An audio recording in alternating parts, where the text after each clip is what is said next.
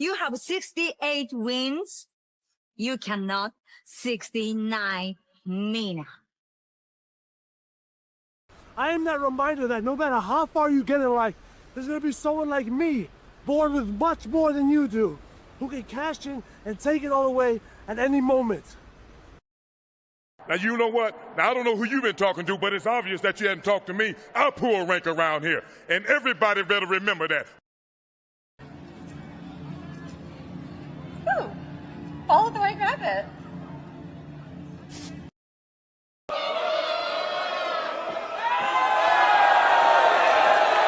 The mask has been removed, but I tell you what, he's still the same pro wrestler, whether he's wearing a mask or not. You can call this the New World Order of Wrestling, brother. Whoa!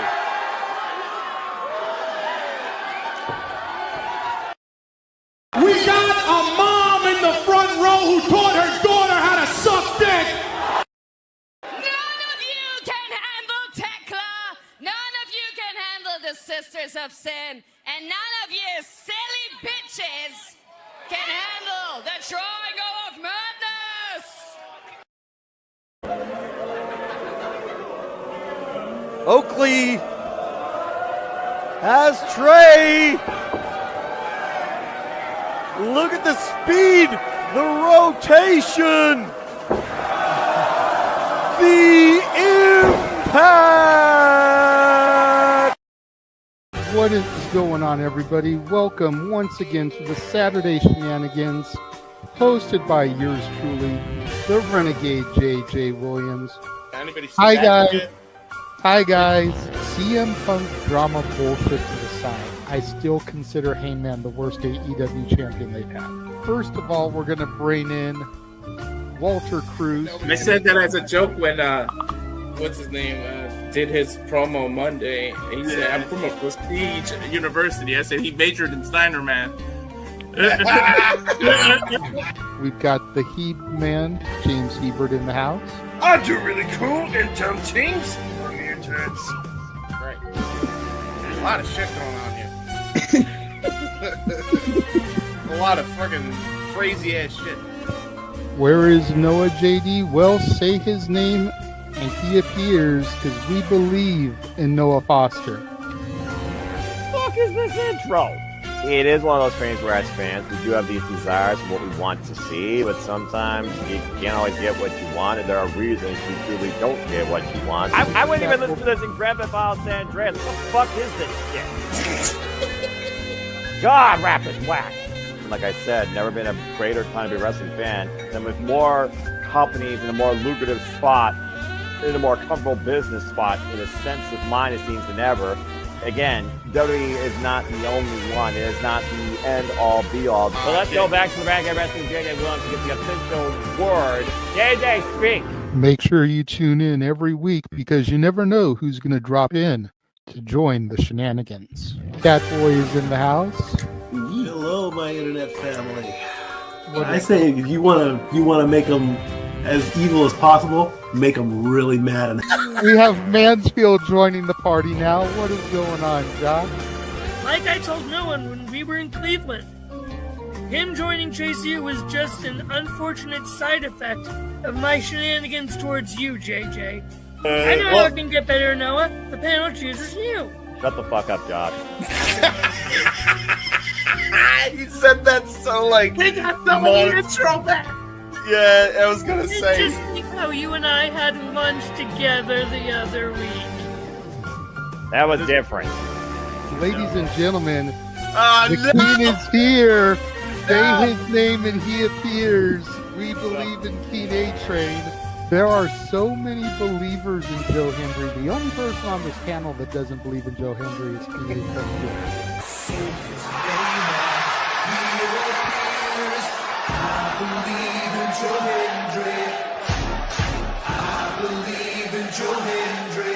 Tell the world why you do not believe in Joe Hendry. The reason I do not believe Joe Hendry is he is Fandango 2.0 in a entrance merchant. I rest my case, Your Honor. Hey! There's something wrong with being an entrance merchant. He He has some of the best entrances of all time. Teleporting into the command center, all the way from Angel Grove High, Datilla. Oh, yeah. I went to the command center on Thursday. I went to Vasquez Rocks, which is where they filmed a lot of episodes. Somebody actually climbed to the very top of those rocks. I made it halfway. I was like, I'm not going up there. Definitely Toni Storm versus Mariah May. That's the one match I probably am looking forward to the most. I really like the story. I'm familiar with all about Eve, so if it plays out that way, I kind of know how this is gonna go. Say goodnight, Datilla. Good night. James, you did say his name. So he shall appear, ladies and gentlemen, the first time on the Shenanigans. Jeff Meacham is in the motherfucking house. Ah! All right, we're coming in hard with the botch. All right, fucking hell. It's good to be back. It's good to have an opportunity to talk to the crowd on a Saturday. If you want to have yourself stomach through it, you can go back and watch when the Main Event Mafia took over Impact. That's what James is talking about. So if everybody just joined us, we're talking about people sedating people, attempted murder, boys, and tips. Welcome to Saturday Shenanigans, everybody. Aren't you glad I'm back? Welcome back, Devin. Cool.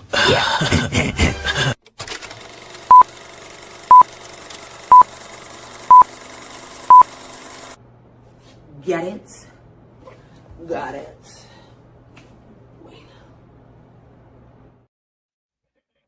Oh, God bless you, professional wrestling. Hey, trifecta. This has been a crazy day. Good evening, everybody, and welcome back once again to the weekly My Ray Conversation Wrestling Madness. That is the Saturday Shenanigans. Hello, everybody, and welcome back here once again to the Simply Reliable Studios. You know what this is? Brian, the Simple Man, the Simple Brand, the voice of us for a great for all things professional wrestling. Damn it. My name is Noel Foster. Please like, subscribe, comment, and tell a friend. If you want to dictate the conversation, super chat, simple as that. Thank you all for tuning in once again to the trifecta of feature presentations today from the Simple Live Studios as we conclude with the Saturday Shenanigans. Without further ado, let's go ahead and bring in the rest of the panel. First and foremost, my partner in both the Fed and AEW. We call Progressive Delight and probably upset stomach mindset for some other stuff tonight. It is, of course, Mr. Reliable, simply reliable in true original form, Walter Cruz. Walter, how are you? Fine. After that collision, I was doing okay after the E, but after that collision, I'm doing way better. Cheers to that, partner. And also, that being said, she's yours, she's mine, she's our Canadian friend, Ash. Hello, Ash. How are you? Hi, I'm good. All right, good deal. And good to see man, you. I got a lot of catching up to do on pro wrestling. Like I tell you what, I got like 2 months of New Japan and a month and a half of AEW. Wise men will tell the young student to find her own moderation in her direction of fandom. And that's for you to figure out, pal. But either way, it's good to have you here. And again, don't burn yourself out on this. There's a reason I've been watching Buzzer on Pluto TV and nothing but game shows like America Says, Concentration, The Match Game, etc., etc., etc. Good to see you, Safed, and good to see a man in the chat. Again, you gotta, it's like having a diet, a palate. You can't just live off wrestling. You gotta watch some other stuff. Last couple of days, I've been watching nothing but game shows. It's been actually quite, rejuvenating, to say the least. And I do that every now and then. I watch a lot of Family Feud and guess the answers and stuff. Oh, that's fun. I love doing that too, especially with my grandma because she always gets the top answer. It sounds like me or my mother. Top answers on the board. Name something a bird would not want to see when bringing into a house. Nigga grandma! Nigga, huh? Oh, yeah, that was the response to this response of, I don't want to see that either. That's the person that's fucking Steve Harvey's response is, that's considered an accomplice? An occupant. I mean, it is an occupant, to be fair. Something a doctor puts out of a patient. A gerbil.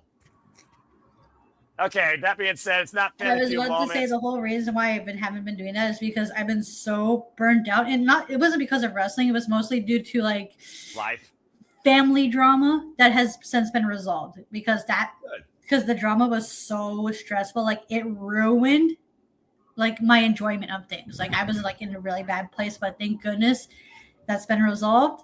Mom and I are in a much better place, and that person is getting the help they need. Well, again, you can't force somebody to help, but you could pray for them and you could also guide them, lend them a helping hand the best that you can. I'm glad you did that. Encourage that. As of course, this month is Mental Health Awareness Month. So again, folks, whatever you go through, whatever influences you, do the right thing to yourself, be a light onto others, support one another, respect each other, protect your mentality too.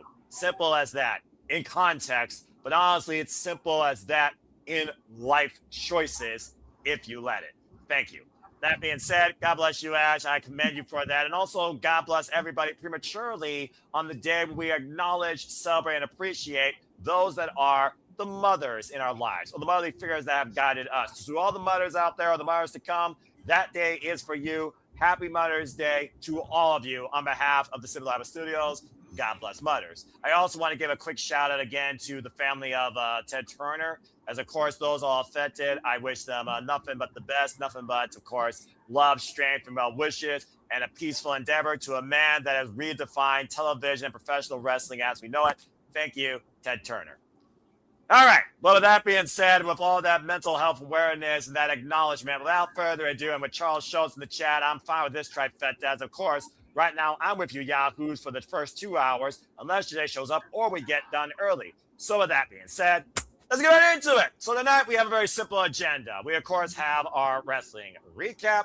We could heavily talk about John Cena's announcement, and we will also give our thoughts towards the upcoming Super Studios interview attraction.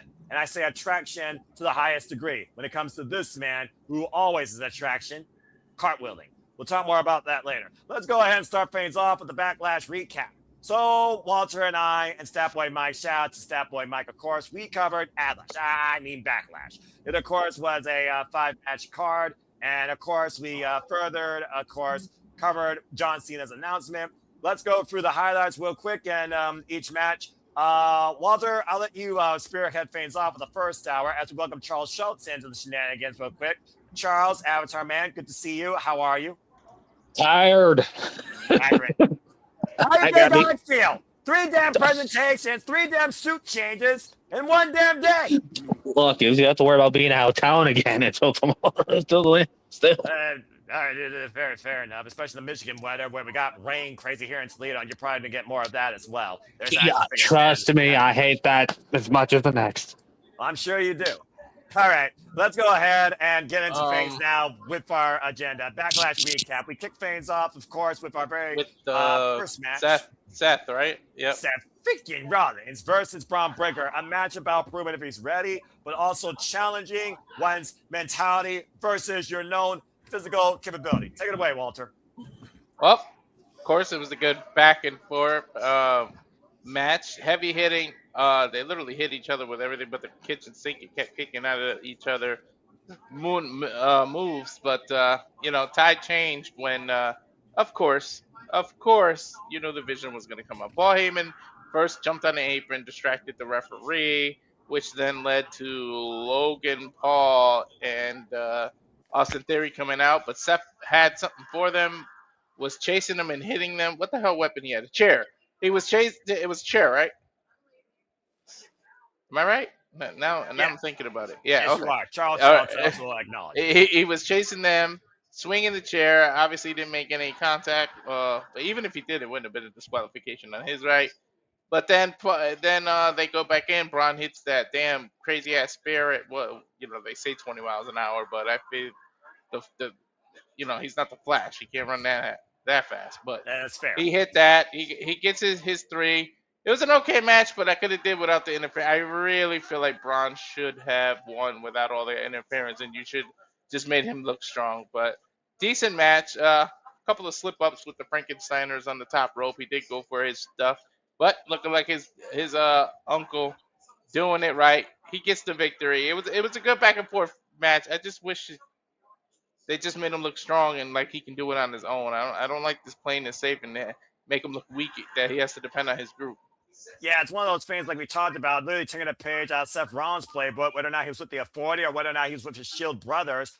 he had, of course, backup. Paul Heyman was instrumental, of course, as the Vapor came down, caused a little bit of madness, but of course got removed from ringside, thankfully. And at one point, he was trying to pull a little Osprey, trying to duck up and over a clothesline, and both men kind of crashed in a heap. Whether or not it was fatigue or miscommunicated with each other in the ring, there was definitely a few botches, to say the least, but that's what happens when you're live and you don't get the reps in because you don't have a house show schedule, or you don't get to rehearse a match to a degree, to say the least. It's also one of those things, though, where we talk about, again, what was more important for Braun Breaker? Beating Seth freaking Rollins fair and square, or proving Seth freaking Rollins that I am ready? And I also have this here, whether you believe it or not. At the end of the day, he did get the win, and he also did get it on his own at the tail end, much of what Walter was talking about. It was a curb stomp, attempt avalanche curb stomp out of midair with a short-range spear, and then the super spear finally put Seth freaking Rollins down for the 3 count. There was some very close near falls at times, like both men were able to scout each other. The super spear turned to a pedigree. Freaking Braun Breaker countering the Falcon Arrow takeover to his own Falcon Arrow after taking the superplex. It really had a lot of great previous awareness and callback to their experiences in the previous matches. But to Walter's point, the only reason I think they did this because I don't think it's going to be their only one-on-one encounter, but it still was a career-defining win for the Young roster career of Braun Breaker. A hot start to what I thought was going to be match of the night based on both match capability from competitors and the story going into it. Boy, was I pleasantly surprised later, though, despite the fact the story was but nonetheless, damn good opener to Adlash. And then we transitioned into the Sami Zayn challenging Trick Williams for the WWE United States Championship. Little Yachty and the Peppermint Stick got more action than these two men one-on-one in the ring, it felt like. Didn't you think, Walter? Yeah, pretty much. The story of the game was the story of the match. The game, wow, was Seth. Was damn, I can't even think. Ginger Man was in his own way. He kept being distracted, and let's be honest. At the point where he got distracted, Little Yachty really wasn't doing much. It was Seth that engaged with Seth. Why do I keep saying Seth? Sammy that engaged with him, and then that caused him to bring the peppermint cane or whatever you want to call that thing in, and then literally Sammy cheated, distracted the referee so that he can go tend to Yachty so that he can hit Trick with the freaking cane. So Sammy took a kind of a heel move right there, but Trick was able to kick out. Then he went on the ring. He had Trick beat, in my opinion, but as he rolled him in the ring, he saw Yachty standing near the barricade, saw his opportunity to hit him with a haluva kick. Might I add that he was completely turned around, so how was he a threat to you? So again, Sammy got in his own way. That was the story of the match. And then he rolled in. One trick shot later, we get a 3 count and a retention of the championship. But yeah, Sammy kept getting in his own freaking way. As we thought he was going to. At the end of the day, Sami Zayn's been his own worst enemy. And the Gingerbread Man and Little Yachty have been his undoing. No Gingerbread Man here tonight, by the way. But it's also one of those things where he got so preoccupied with Little Yachty more than Trick Williams, despite the fact he tried to pull an Eddie Guerrero. And to be fair, this was not a clean fight. Both men tried to pull out all the tricks, pun intended, but Trick Williams got the trick shot in to leave with the championship. At the end of the day, Trick Williams is still money and it's still the face of the U.S. Not much more to be said with this match. Hopefully it's the last time they go one-on-one. I don't think we need more from these two. And of course, these were the first 2 matches for everybody on ESPN2. Before we get into the actual show, which, to be fair, this was part of the show, but you know what I mean. You might as well call the first hour now pre-show at this point, considering it's not exclusively on one platform. And again, I'm kind of surprised I went up with Seth and Braun, but I'm kind of glad they did. It was a hot start. Before we go into the actual exclusive ESPN Unlimited content, as for Charles, do either of you want to add anything regarding these 2 matches, the United States Championship or Braun Breaker and Seth freaking Rollins? Ladies first. Okay, sorry. Okay, sorry. It took a while to unmute because my mouse is being finicky. I might have to get a new one. Yeah, I've been there before. Trust me. The reason I do wireless, I got to worry about is batteries once every 6 months. Continue. Yeah, that's what I'm worrying with. And I think the left side of the mouse is kind of wonky. So yeah, I might have to get a new one because we tried repairing it and it ain't doing any good. Don't turn this into an IT session. Sorry. Okay, so You want some Man IT tonight? Do you want that? Seriously? No, just explain why Jamie I was like for my muting. No, just explain why I was unmuting and unmuting and unmuting and muting my I got you. I just messed with you. Continue. For Backlash, I was at work when this was on, and I got home just as EO versus Asuka was finishing. Oh, okay. Well, as a blind spectator, and I'm sure you're not surprised by the result, and you know Braun Breaker, you know his pedigree, you know Seth Rollins, you know his legacy, and right now you've learned that Trick Williams, he's the hottest fan since sliced gingerbread. So go ahead and speak your thoughts on the result. Sliced gingerbread. Yeah, the Braun Breaker Seth Rollins match, I'll probably go check that out because I like both people, and it sounds like it was a nice way to kick off the show. As for the Sammy and Trick Williams match, I like that they're feuding. I just don't like how it's being revolved around this gingerbread character. But if people are finding it funny, then all power to them because I can't really judge for myself because I love Danhausen. So what does that tell you? Oh, wait till we tell you what happened with Taghausen and happened there. As my colleague from work even texted me and said, laugh my... And I'm like, you know what? Never mind. We'll get there in a moment. Do we have to talk about that?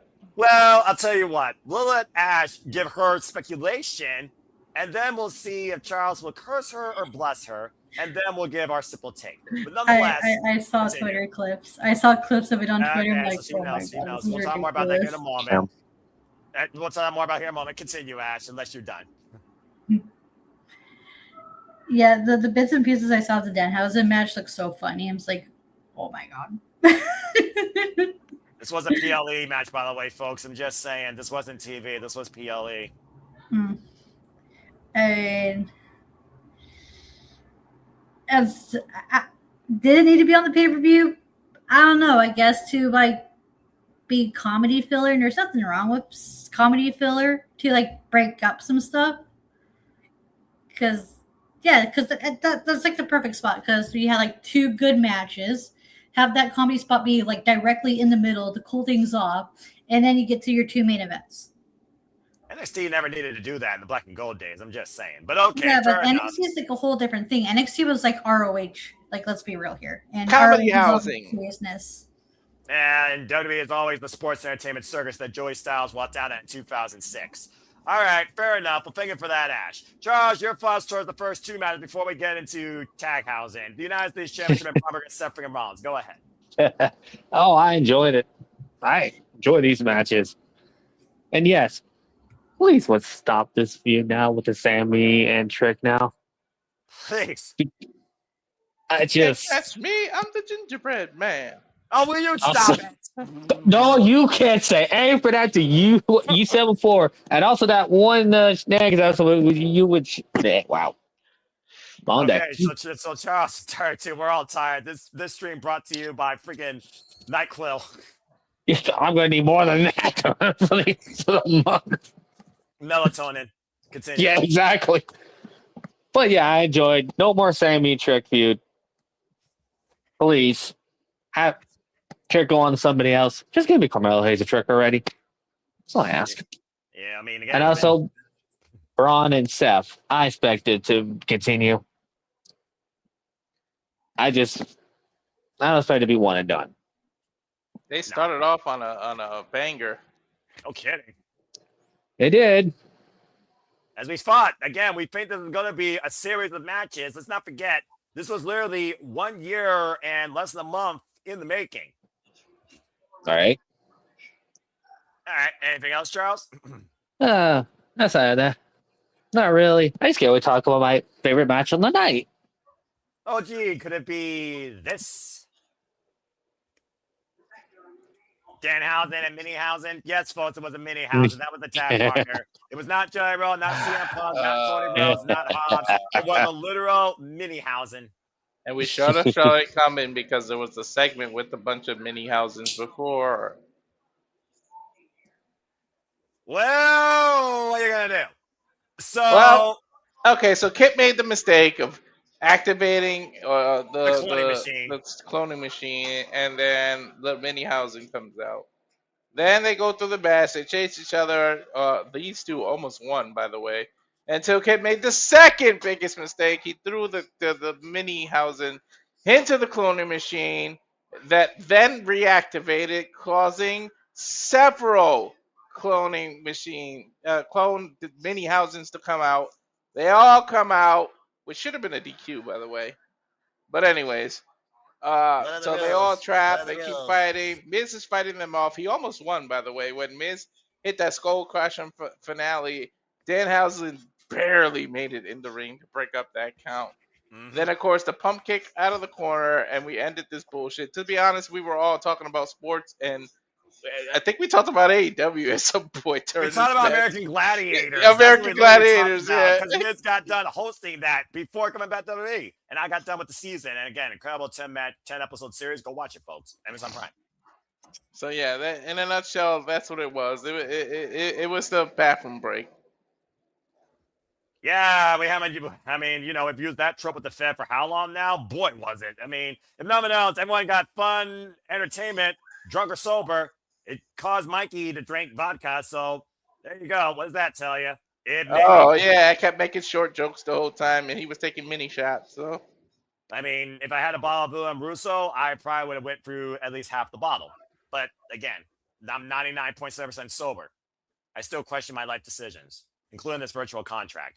That being said, thank you, Walter. Charles, let's kick things off with you first here. Taghausen, Danhausen, Minihausen versus Mrs. Tiny Balls and Kit Wilson's Toxic Poetry. What you gotta say? I just love this match. I just love the minute. It is too funny. And also, I like to point out that Minihausen was the formerly El Torito. Oh my gosh, it was him! Yes, it was. So there you go. I literally made that reference on the call. And it actually was. So it was spot on. I'm too spot on. Olehausen. Yes. I love this. Can we see more of El Torito in AAA? That'd be nice. Has he not shown up yet in AAA? He's under the different name. I can't remember what it was. Okay, fair enough. A different suit for every show for me, a different mask for every occasion for El Torito. Continue, Charles. But yeah, I enjoyed it. It's just, and also Wade Barrett losing his shit when the Wasteland was used. That was just too funny. Like, yep. Exactly. But yeah, this is fun. I loved it. Well, comedy is subjective, and so is professional wrestling, damn it. But professional wrestling and WWE are still questionable in the same sense when they've always been sports entertainment, and clearly TKO sees that now and sponsors it. Surprisingly, this match was not brought to us by anything as far as I know. So what does that tell you? Danhausen is his own sponsor, including his own freaking homemade video. Good grief. Which was great. The definition of a comedy stunt on a premium live event. There you go. Look, I enjoyed it, like I said. Again, like I said, subjective. For some, it's the greatest thing ever. It's the greatest show, not the DVD. For others, it questions you as a fan of what you believe a sport in a squared circle should be.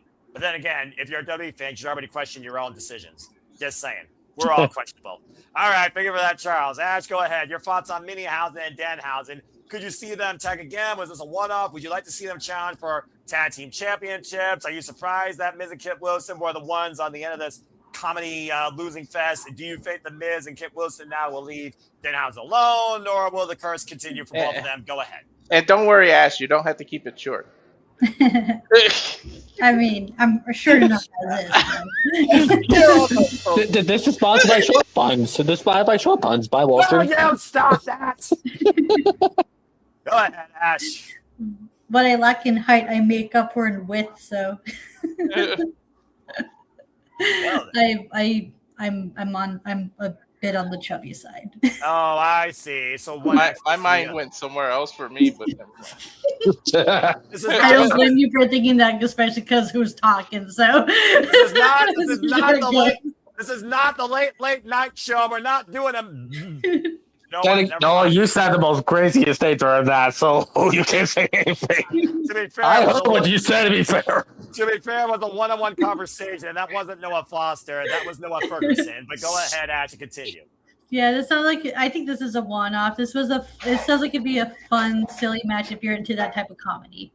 That's what that was.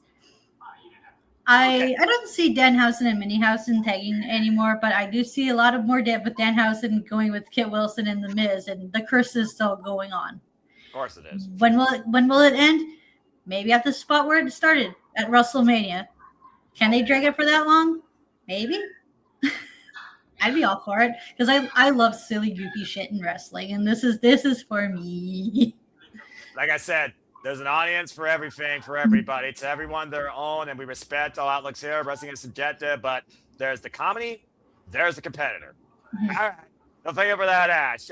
Walter, as you got your short puns in, make it short, sweet, and quick. Go ahead and talk about this. I opened it. Okay, there we go. That's all I need. Just want to make sure. Nice job, Noah.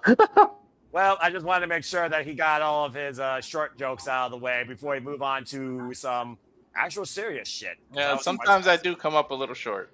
I was about to make that same joke too.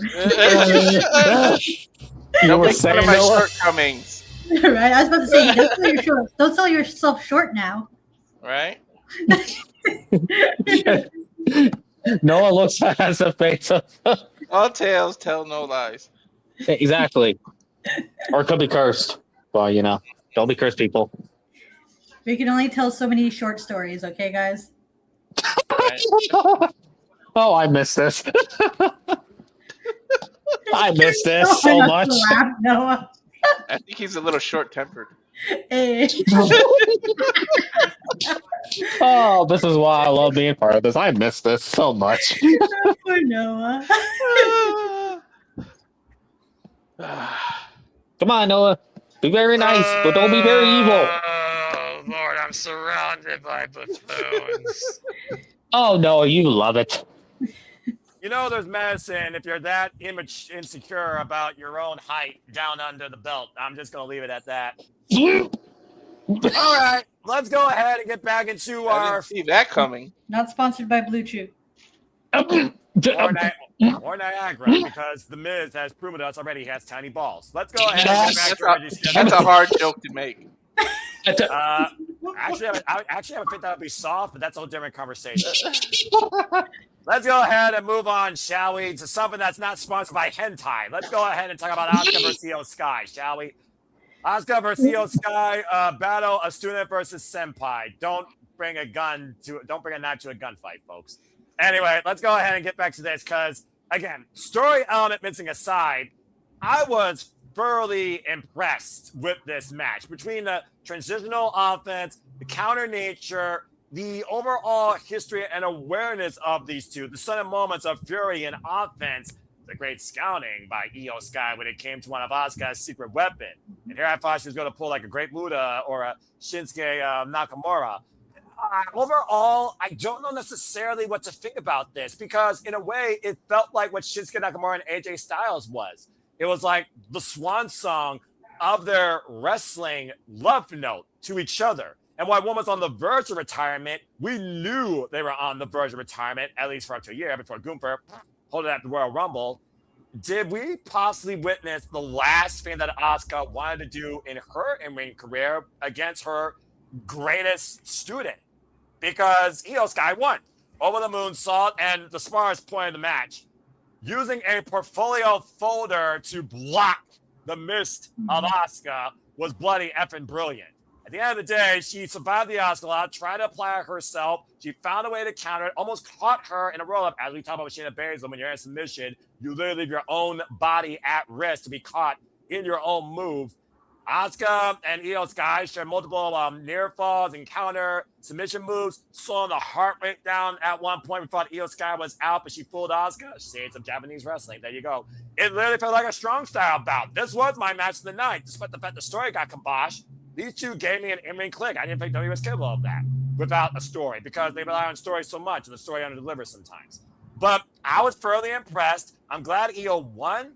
But I almost wonder, is this maybe a tease of Asuka's career swan song? Because to Walter's point, she has done everything except when at WrestleMania. Walter, your thoughts on this match? Yeah, except when at WrestleMania. Yeah. Great match. Good back and forth. Again, all my years of watching wrestling and being a fan, I never thought to do something like that. And two, for her to pull it out and literally block the Mist. Like, that was some entertaining shit. Brilliant. They fought all over the place. The Over the Moonsault finally gets the win. But yeah, I think the story is the aftermath. No, she didn't leave her boots or anything like that, but she smiled, hugged, and literally embraced her student, her friend, her everything, and just smiled, and then rolled out of the ring and gave Io her spotlight. So I don't know. Just Monday's gonna be interesting, but after all these releases, you're gonna lose Asuka too, and you didn't even know it. Like, I'm a little worried, but let's see. If it was her last match, what better opponent to go out on? No kidding. And again, this was not the match we're expecting here, based on all the talk we talked about prior to WrestleMania. And these two stood and delivered. They were a match of the night. And again, to Walter's point, Asuka even bowed to the audience as she left. I saw tears in Asuka's eyes. Whether she was so proud of Io Sky or so proud of what she's done in WWE, I almost wonder, are we going to say sayonara sooner rather than later to Asuka, it seems. But still, an incredible outing for both women. Definitely a justified stage for both their incredible career development. Again, going all the way back to, like I said, in Japan, Kana and Io Shirai in multiple Japanese promotions as rivals, as tag partners, and finally meeting one-on-one this deep in their careers in WWE. There could be some foreshadowing.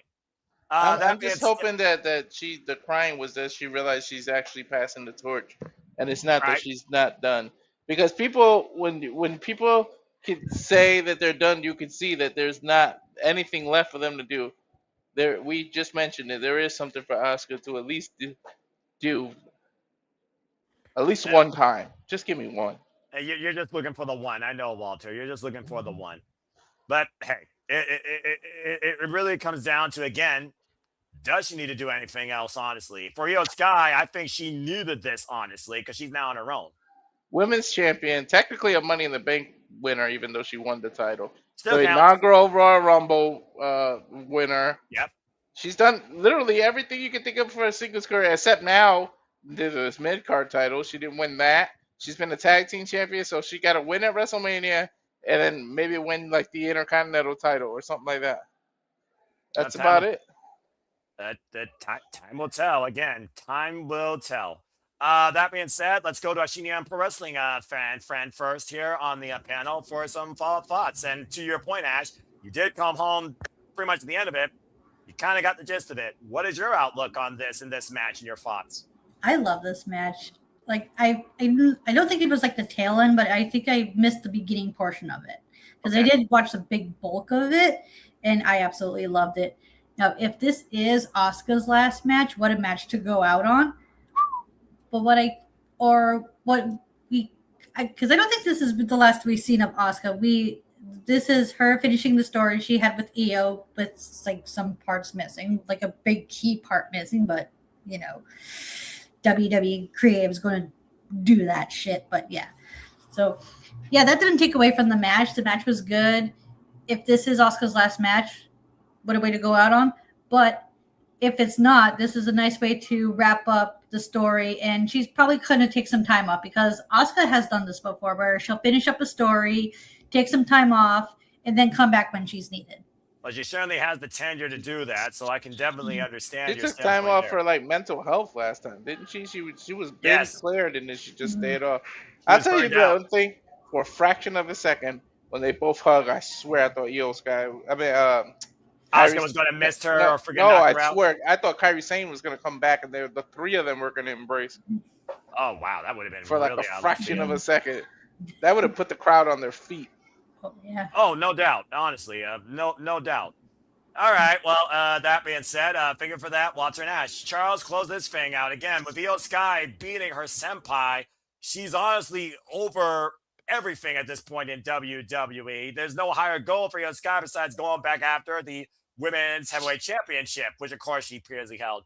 For Asuka, though, again, it's one of those things where it's like you've given so much of this business, you want to pass the torch up to the next generation. You feel like there really is nothing more you need to do. She's established her arcade at her home in Japan. She's been involved in WWE now for over a decade plus, and basically has won every championship. What's your outlook on this match and the aftermath to come following Backlash for either? definitely think Asuka was. I think this was the last match because honestly, considering the post that cryptic Instagram post earlier today before the show, and the song choice she used, like, okay, that's a bit specific. And then the aftermath of the match is like, all right, something. Asuka's probably leaving. Outside of that, if she is staying, there is the women's IC title on now Raw, but then there's Queen of the Ring she hasn't even won. And true, she lost to Jade Cargill in a questionable match in last year's finals. Right. So, but outside of that, this was Asuka's last match, and what a great match to go out on. Yeah, and also closest person in her career.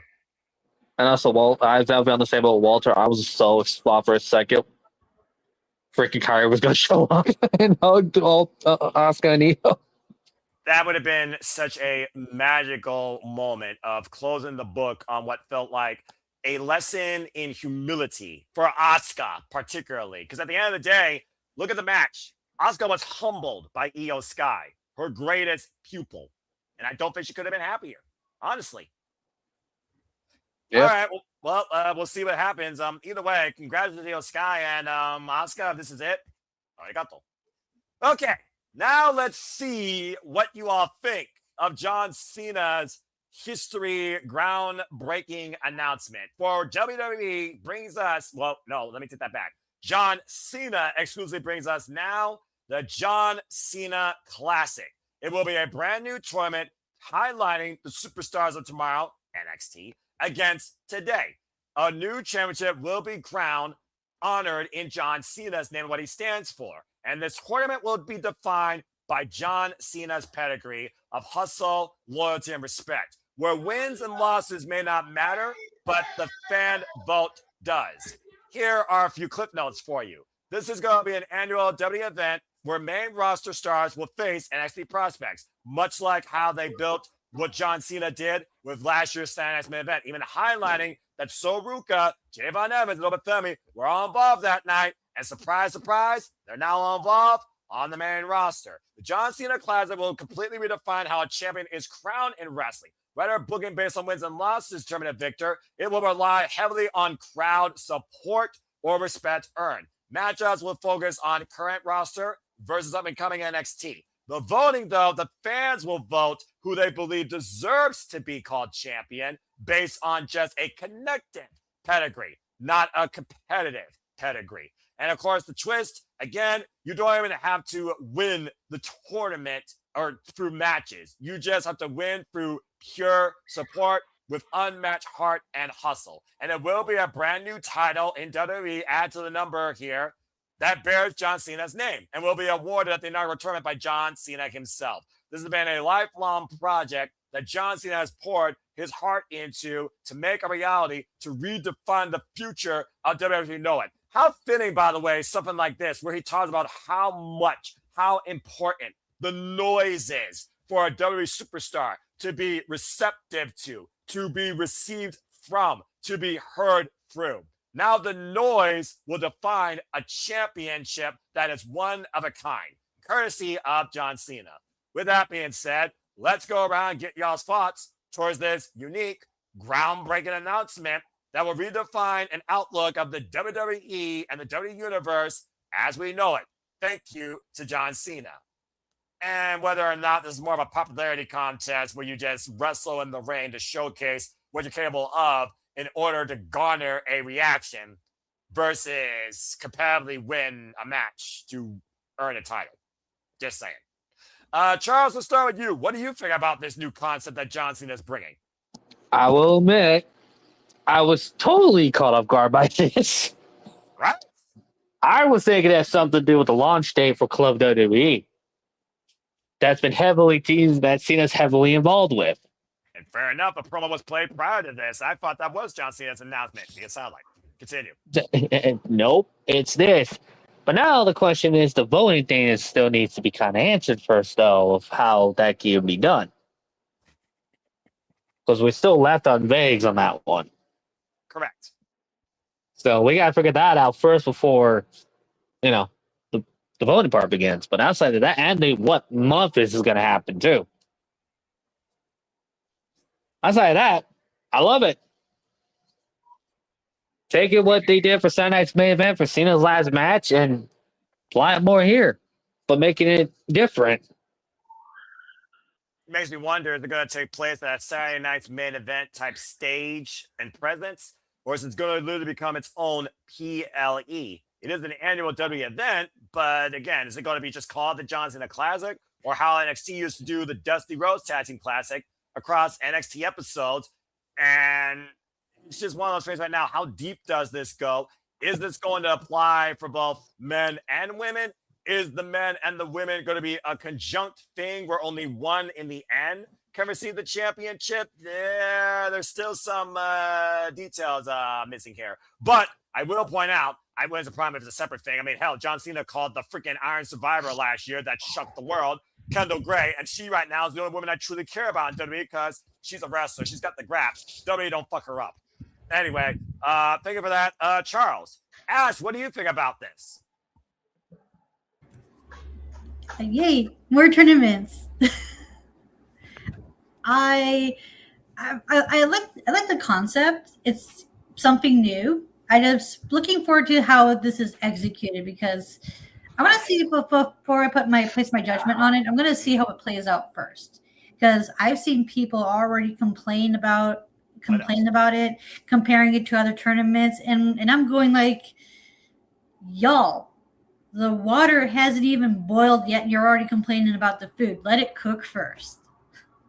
To be fair, I don't think we've actually poured the water in the pot. We're just preparing the ingredients because, again, there's still details we don't know, much what Walter said. Please continue. Exactly. I want to see how this plays out first before I cast my final judgment on it. Because for me, the whole purpose of this is that it's going to showcase the NXT talent on the main roster. And this was the perfect way to get them comfortable because a lot of the times when the NXT gets called up, they don't really get much of a reaction because not everybody watches NXT. But through this tournament, they'll be more familiar with them. Yeah. I mean, let's just put it out there. Thinking about this being NXT versus main roster, what match would you like to see showcased right now based on the talent you're seeing develop versus the talent you know that has developed involved in this tournament? So you can name a couple of names. This is mostly for like males, right? I'm going to guess he's going to do both men and women because he did mention Soruka prior to this. And like I said, he did call Kendall Gray last year for Iron Survivor. And I don't think John Cena is sexist. And I think you need to look at both sides of the wrestling spectrum when it comes to the future of future WWE superstars as we know it. Yeah, I'm trying to think who other on NXT right now that's getting like a lot of buzz. I know Kendall Gray is getting a lot of buzz. Who else is down in NXT right now? Jada Parker, Lola. I'll say the NXT Women's Champion, Lola Vice. Hello. Right. Sorry. I hope they don't do champion versus champion, though. Oh, sorry. What were you saying, Walter? I hope they don't do champions versus champion, like the NXT champion versus the Intercontinental champion, or the, you know what I mean, or the North American champion versus the United States champion. Don't do that. To be fair, we did see Damon Emmons tag, of course, against the Raw Tag Team Champion at the time, and we saw Cody Rhodes, WWE champion. He took on Obafemi, Drew McIntyre, though. They saved that. But again, we also got to consider this. That might not matter here because at the end of the day, it's not about wins and losses. It's about reception. It's a reception tournament. It's a receptive tournament, not a competitive one. I wish now, details to come. Does NXT, when you say that, include TNA because of their deal? Because we can get Javon Evans on the main roster versus Leon Slater, and we can finally get the rematch on main roster TV during this tournament. That's a good shout. I didn't take that into consideration.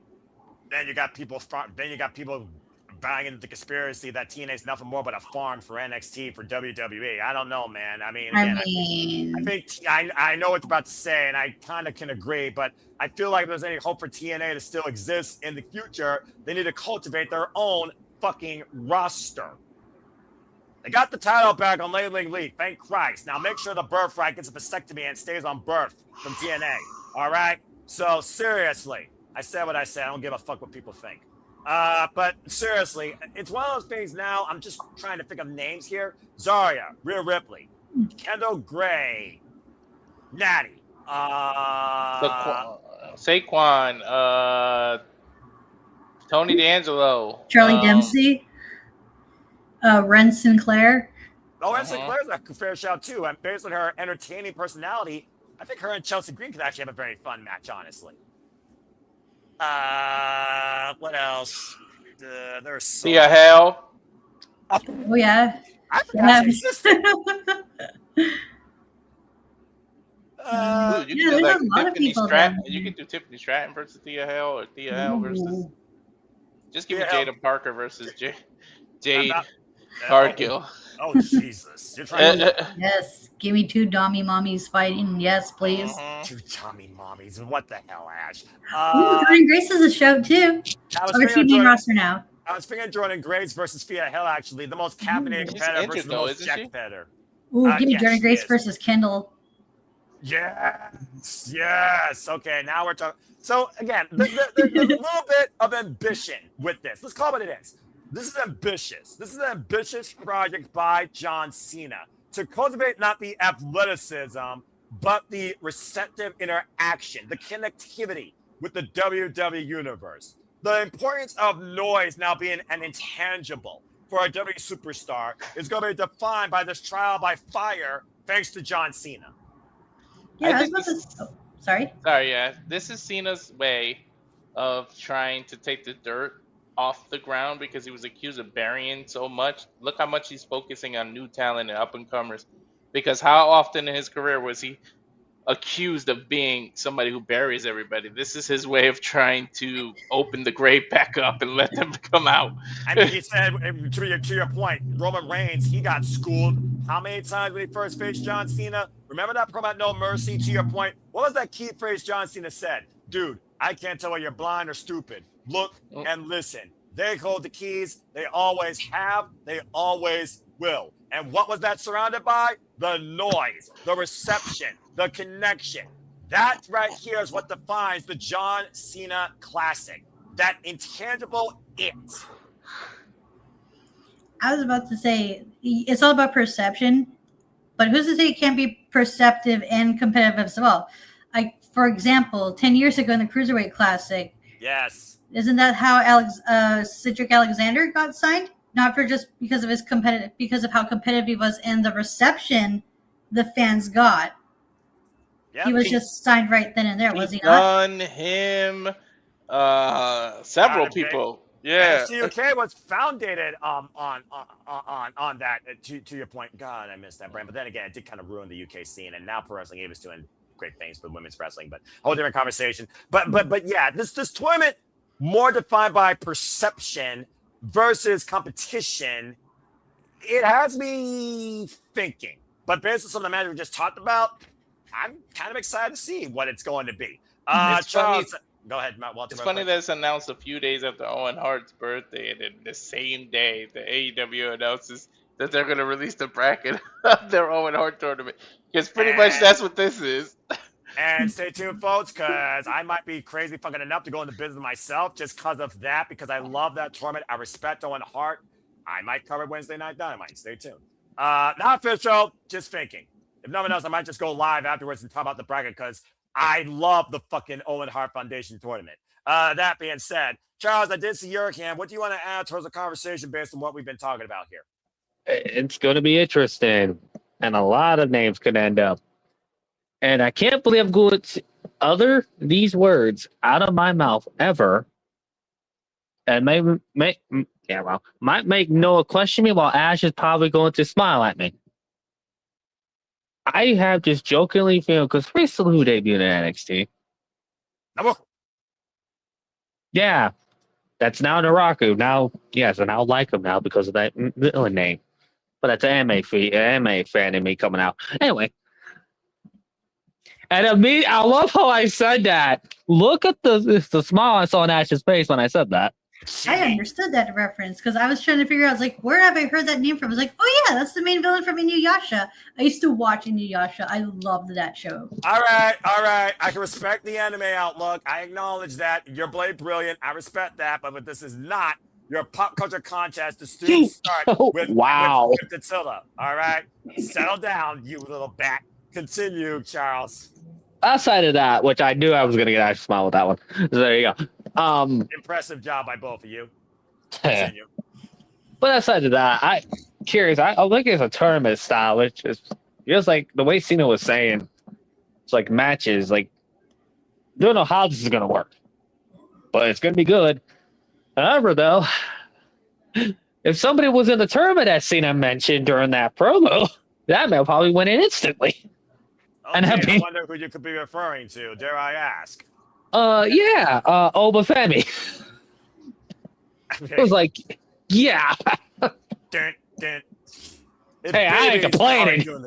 I'm not going to complain either. If Baby's already doing the war walk, game over. And again, how do you gauge perception in a vote versus I like this guy because he's a better wrestler in the ring?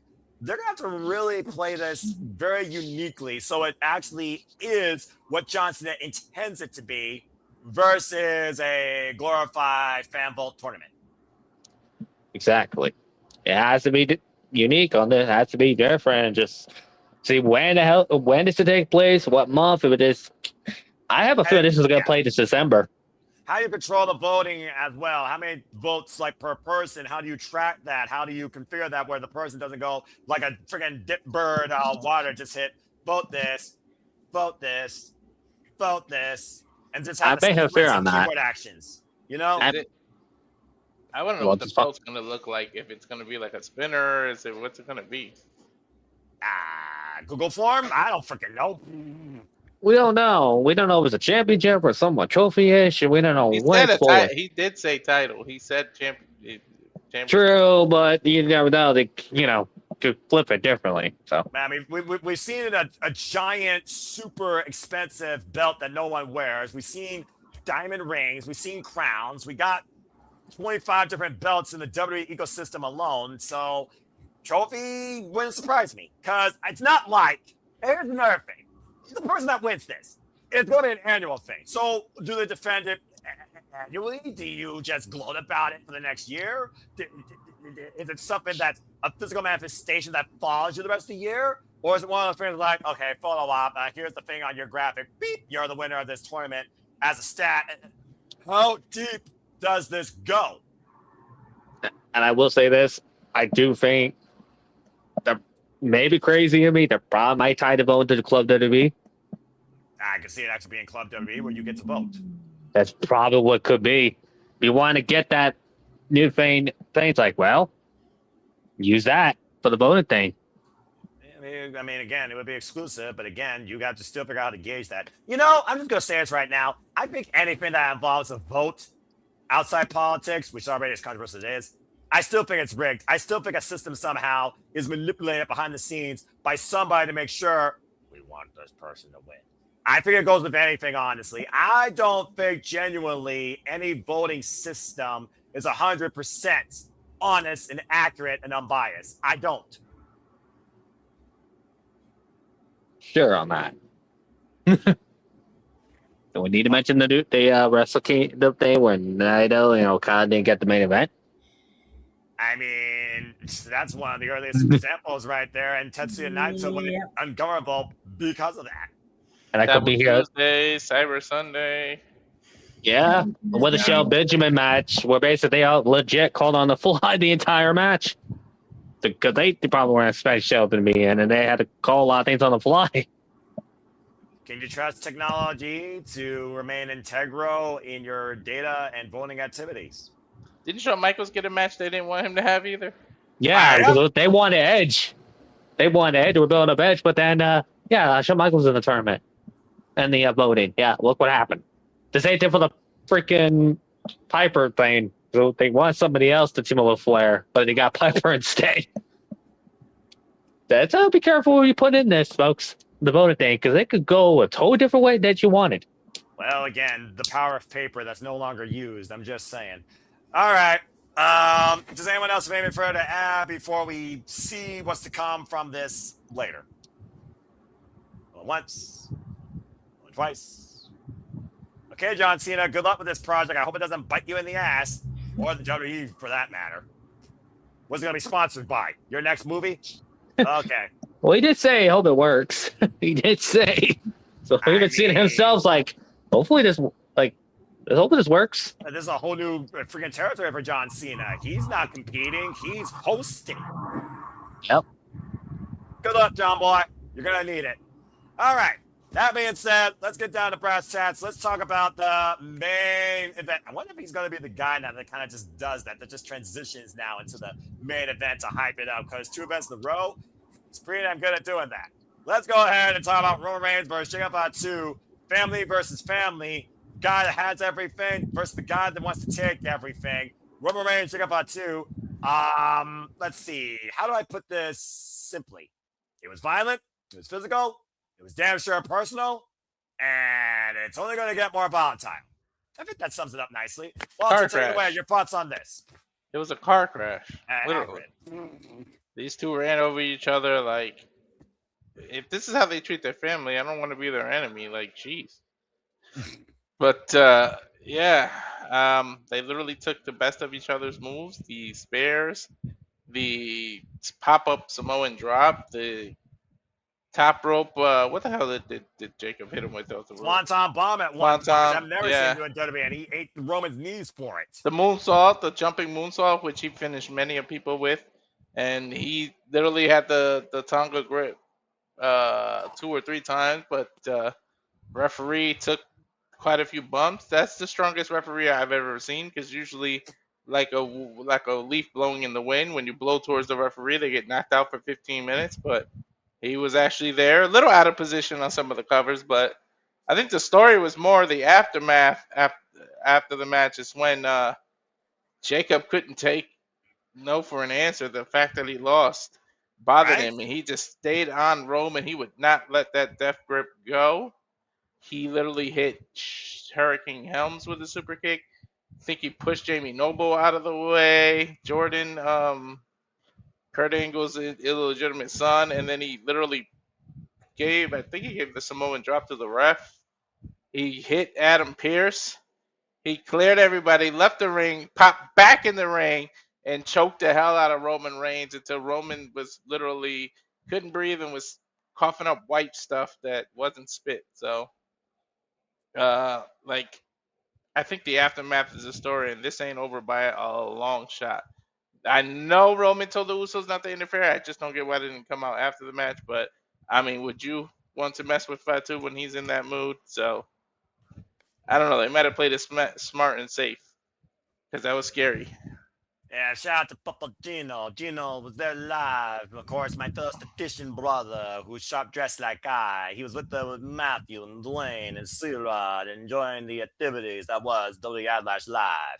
Glad you enjoyed yourself, brother. Get some rest, take care of your voice, and I'll see you at 6 p.m. Standard Time Monday evening for our Predictions League breakdown and your live experience recap on Major Push Wrestling next week, Wednesday. Stay tuned, folks, to the Papa Gino franchise, as well as the Superman's brand, in conjunction, in collaboration, then now forever. Thank you for that, Walter. Legit. This was a violent main event. Very physical, very taxing.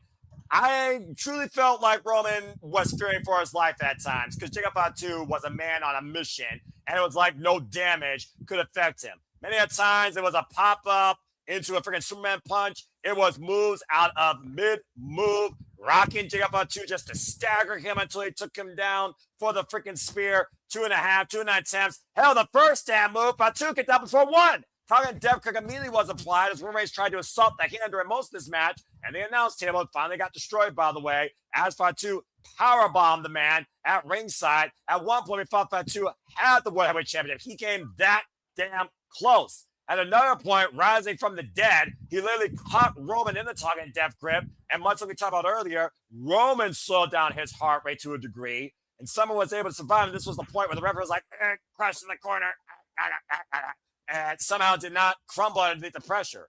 That's impressive under two Samoans, to say the least. And then, like I said, all hell broke loose. Time and death grip again. Fatu was relentless. desperate. I do mean desperate. He rips the turnbuckle pad off. He drives Fatu in there head first. And not one, not two, not three, not four. I'm pretty sure I counted 6 total spears in this match. One last spear later over a staggered head brain Fatu. Roman survives and leaves the championship. And here's the thing. He literally did not even get up. He was still laid out in the ring. He looked anything but a winner.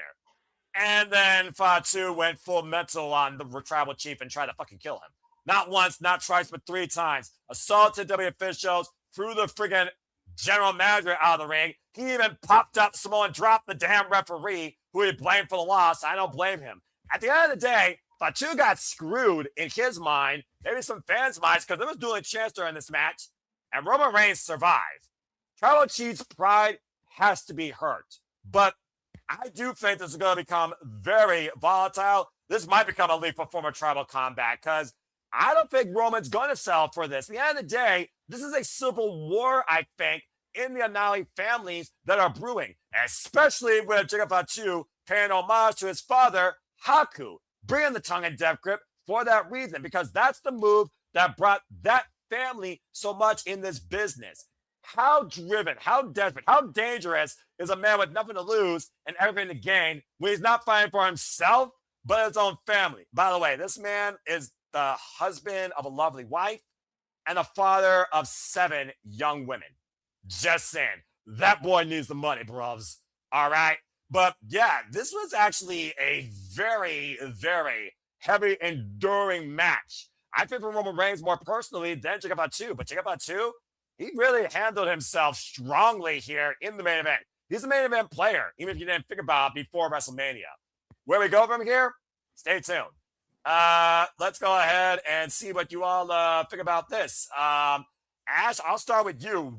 What the fuck is wrong with Fatu? Is there any way you can control him? I don't think so. He's completely gone unhinged, and he's because he wants that title, and he's not just wants that title, but he's proving a point that he deserves to be the head of the table, not Roman Reigns no more, which is quite the shoes to fill if that's the case. Because we all saw what happened with when Jimmy and Jace tried stepping up to Roman Reigns, so who knows? Maybe he could suffer the same fate. I'm looking forward to see where this goes because I don't think this is over yet, and I just love how the character work they've done with Jacob Fatu. Yeah, right? All gas, no brakes, unhinged. Y'all know what I mean? At the end of the day, there wasn't a villain or a hero. There was a survivor, and then there was a lethal competitor. And the lethal competitor was the one that left that whole place in total annihilation and destruction, and Roman Reigns gasping for his life. I don't think I've ever seen Roman Reigns in a more fearful state in my life. I don't know how long they can prolong this feud for, but I can see it, but going to your point, that this feud ends with tribal combat. I mean, at this point, Roman Reigns might need to do that to just put down. And remember when you said you're beneath me? Dude, he almost surpassed you. I'm just saying, you survived. You did not beat this man. Suppose that. All right. Charles. There were points where they fooled me, and I thought Jacob had it. Yeah, you literally thought. You and I both called that moment. It's like, this is it. We got a new champion. 2 and 9 tenths. So again, they made me buy in. They literally made me buy in. I was, again, extremely impressed. And Fatu, that man's a future world champion. I just didn't think it was going to be at the expense of Roman. And jury is out whether or not it still will be. Charles, let's go ahead and get your thoughts towards this. And if you did watch the post show, because Lord knows we don't watch that crap, please go ahead and share some highlights after that when you give your thoughts. Go ahead. Well, one, it ties into afterwards. Roman pretty much was shaking like he just looked like he had a fear on his face to even get into the stage before he got stopped. To be fair, he probably was also asphyxiated because, again, he literally was getting the live choke out. For those that don't know, the tongue and death grip literally crushes your throat. It collapses your carotid artery. It cuts off oxygen to the brain. No oxygen to the brain could be lethal if not taken care of quickly. Continue. Exactly. And he did say, "This is your last night, Jacob," before he walked off, after he said, "This is why you should never came here." So what other that could mean? Monday is going to be our Friday. Outside of that, and also Roman used to expose turnbuckle. It seemed like people forgot about that to be Jacob. It's an exposed turnbuckle. You don't think that Roman ripped off the turnbuckle implied? He did. He literally ripped that turnbuckle off and slammed him out because that was like the only way he could get out of the Tonga Death Grip. That led to the final spear. So that it's like, I agree. This hasn't Tribal Combat. I am not going to be surprised if this happens at Clash in Italy. Well, we already know our main event there, thanks to SmackDown, because Berlin General Gunther will now challenge Cody Rhodes for the WWE title, thanks to Paul Heyman. And Roman Reigns is booked for that show.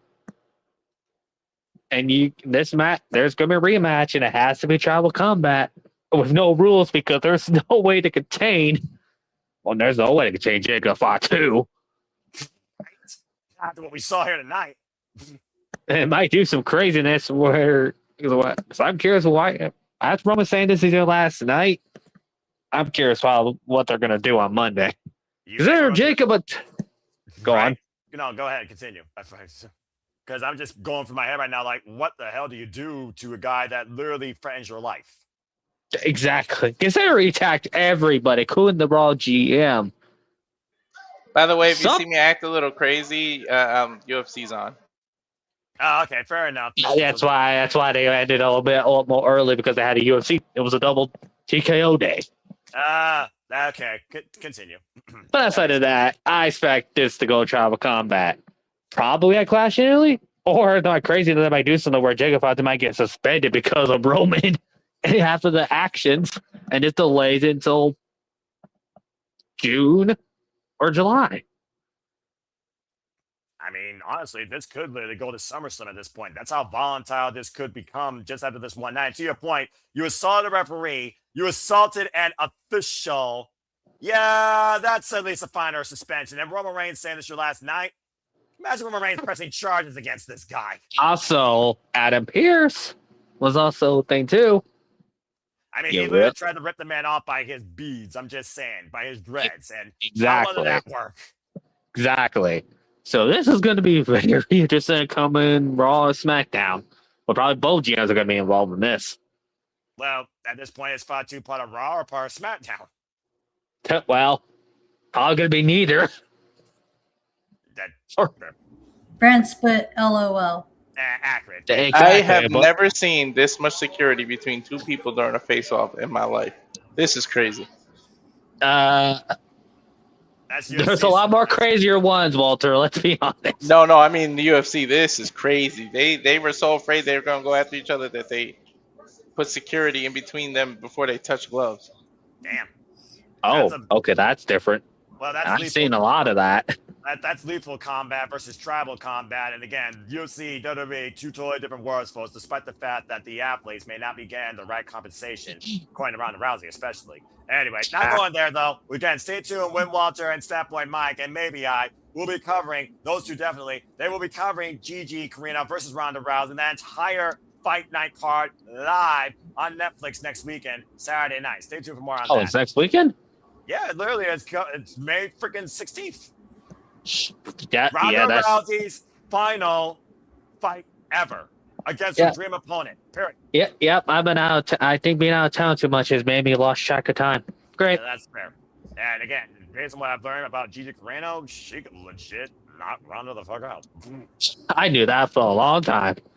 Well, you know, I'm not an MMA guy, but I do care a little bit about UFC and MMA, looking at the backgrounds of Shayna Baszler, Ronda Rousey. I saw Holly Holm. I remember Amanda Nunes. I looked a little bit at Invicta, of course, but back on that. Amanda Nunes is back, but I know she's back for a while. Her opponent got hurt, and so they held her off. But yeah, she was supposed to be back. This dude is literally on this dude like a backpack. This shit is crazy.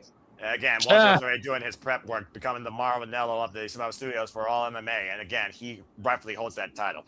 All right. Well, thank you for that, Charles. So that being said, folks, that was Backlash. And we are in for a ton of backlash, not just on social media, but I think on the WTV product when it comes to what the fuck they're going to do with Roman Reigns Jacob Fatu. John Cena, I really hope you haven't put yourself in a corner here when it comes to talent outlook on the main roster. And also, what is the future for Asuka and Io Sky and Seth Rollins? Are you still above Braun Breaker? Those questions yet to be fully decided. More to come, I'm sure, on Monday Night Raw or SmackDown. So stay tuned. Say yeah or no to Q when it comes to the recaps. You're not watching Netflix or USA, or just watch WWE_Magics on YouTube to avoid those services altogether and save your money and just watch the following day. Also, protect your mentality. Don't be on social media. You'll live better. And also, don't be a dickhead unless you're part of Bad Guy's Army. Those are the right dickheads. All right. With that being said, that was Backlash. Let's go around and give a final grade on this show. You could use a grayscale. You could use stars. I'm not Dave Meltzer, but it was pretty good to showcase. I think they justified in what they tried to do from a sports entertainment standpoint. But before going into this show, me and my colleague Jason Steele at work were reviewing this. Going in, we had a C- because the card, story element missing, stories going in, less than a month, filler PLE. And then we saw Braun Breaker and Suffering Rollins tonight. We saw Asuka and Io Sky. We saw the main event. A lot more aftermath to come. Pretty decent show for a B-level PLE. But I'll just boost it to a B- because I'm just not into the comedy. At the end of the day, I look at wrestling more for the competitive nature and overall invest me through it all together. Portions of it, as a subjective fan, I'm going to go always with my own judgment. B-. Let's go around the horn and get y'all's grade real quick. Walter, what do you grade Backlash? You C with the Danhausen. You remove it, it would have been a B for me. So I said C. Wow, he's doing the whole things, not the subtitles. Here I am being again. I'm a simple man. I'm a more generous individual, if you will. But all right, thank you for that. Charles, what would you grade Backlash? B. All right. So Just because of the Danhausen thing. All right, so we're pretty much And also all the matches. We're pretty much all in that same range. Okay, so we got a B, we got a B-, we got a B. Ash, what would you grade this? I can't give it a proper grade because I haven't watched the full show yet. I respect that outlook, and I will, of course, suspend your judgment then until that your homework will be to grade at some point in your Ash's thoughts. I expect on your X, or I expect somewhere in our private chat. Christopher Leclerc giving it a C-. So on average, we're in the C+ range if you range the grades all together. So based on what you've heard here, so that was Backlash. Stay tuned for the next WWE PLE. That will be Clash in Italy. Close to my heart and soul, of course, being Italian. So again, I'm curious to see what they build off that card, including Cody Rhodes versus Gunther. And Ash might get her wish of a new WWE champion because we all know how Ash feels about someone else in a suit, not named me, in a different attitude. All right. Holy shit. Saved by the Bell. Lucky son of a bitch. Classic Retro Show. That being said, I'm going to go ahead and bring a little bit of fun to you all here before we take a little commercial break. Y'all like anime? Y'all like Inuyasha? Here's a little multiple choice question for you. No Googling. Let's see who answers this before we go on to commercial break. Your question to think about is this. Charles, Walter, and Ash, this is for you. Chat, shut your pie holes. If you spoil it during the commercial break, I will ban you. Think about this before we get into the next part of our segment, because after this commercial break, we're talking AEW and taking it to the golf course on Fairway to Hell. But here's something for you to think about. What is Naraku, the demon's human name, before he became a demon, according to the Inuyasha series? Was it Hiten, Oniguma, Miroku, or Sesshomaru? The answer after this commercial break here at Simple Reliable Studios, Saturday Shenanigans continues. So stay tuned. And now for a taste of things to come.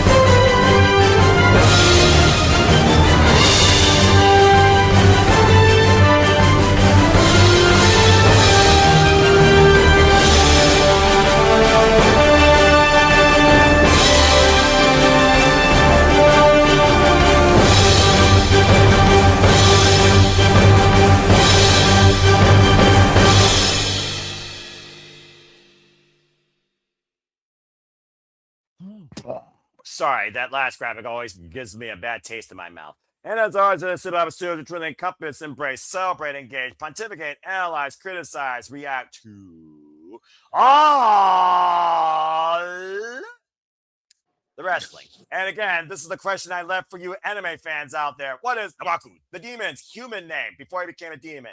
Was it Hilton, Oniguma, Miroku, or Sesshomaru?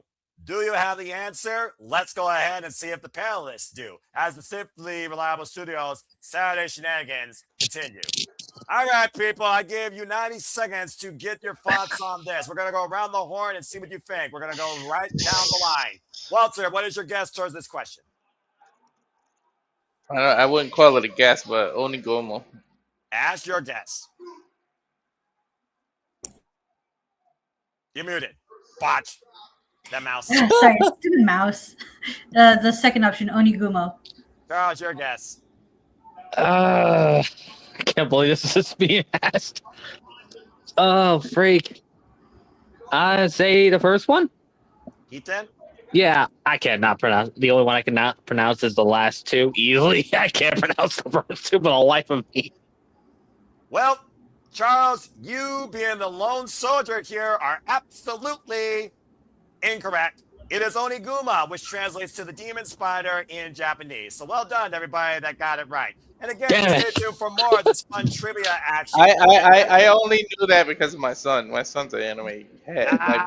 Well, good thing my mother's not here because she probably yelled at me because she's the most diehard. Oh shit!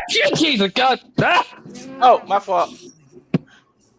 Holy crap! I'll just scared the hell out of me. Holy God!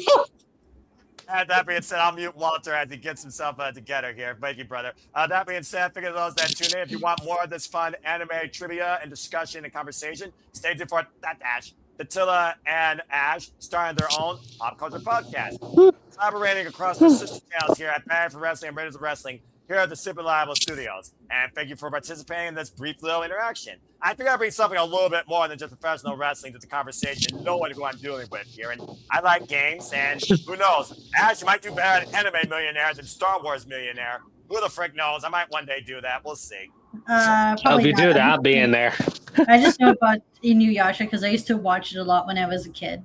Well, I mean, I was Yu Yu Hakusho and Code Lyoko primarily. My mother used to record, literally had a whole pile of shelves of like Inuyasha's videotapes, which she recorded every night. It's everything all the way to the final thing. It was bigger than the rest of the video collection I could think of.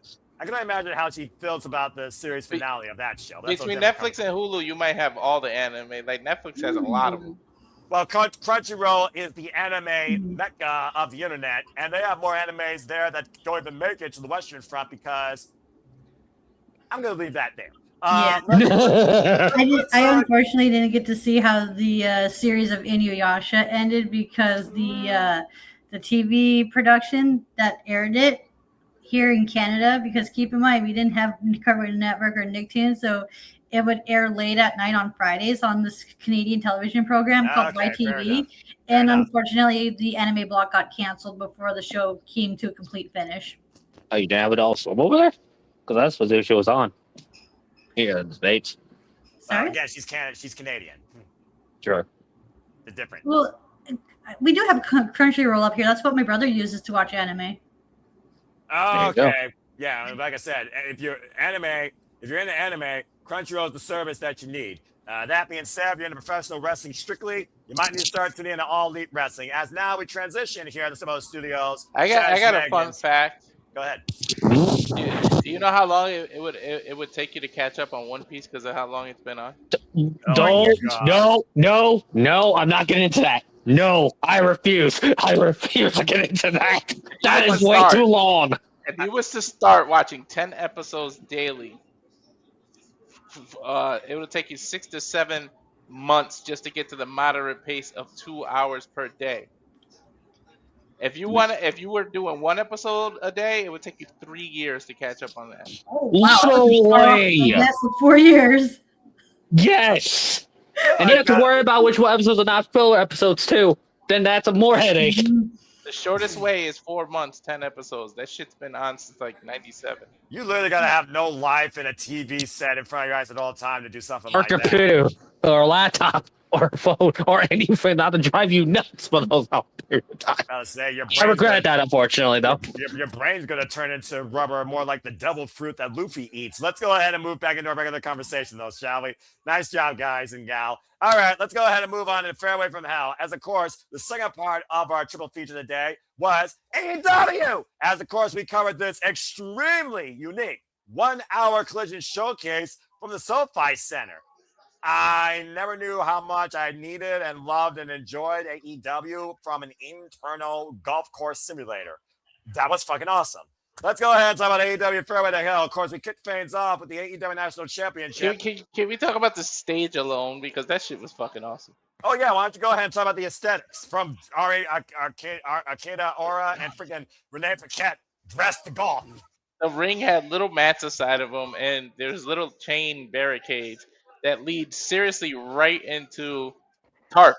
And there were sand traps and everything. It legit was the golf course, and the aesthetics of the ring look like the apron is supposed to look like pieces of grass. Like, they fucking did a great job. I love when they do specials like that. And the whole arena, I hope they do this, like you said, yearly.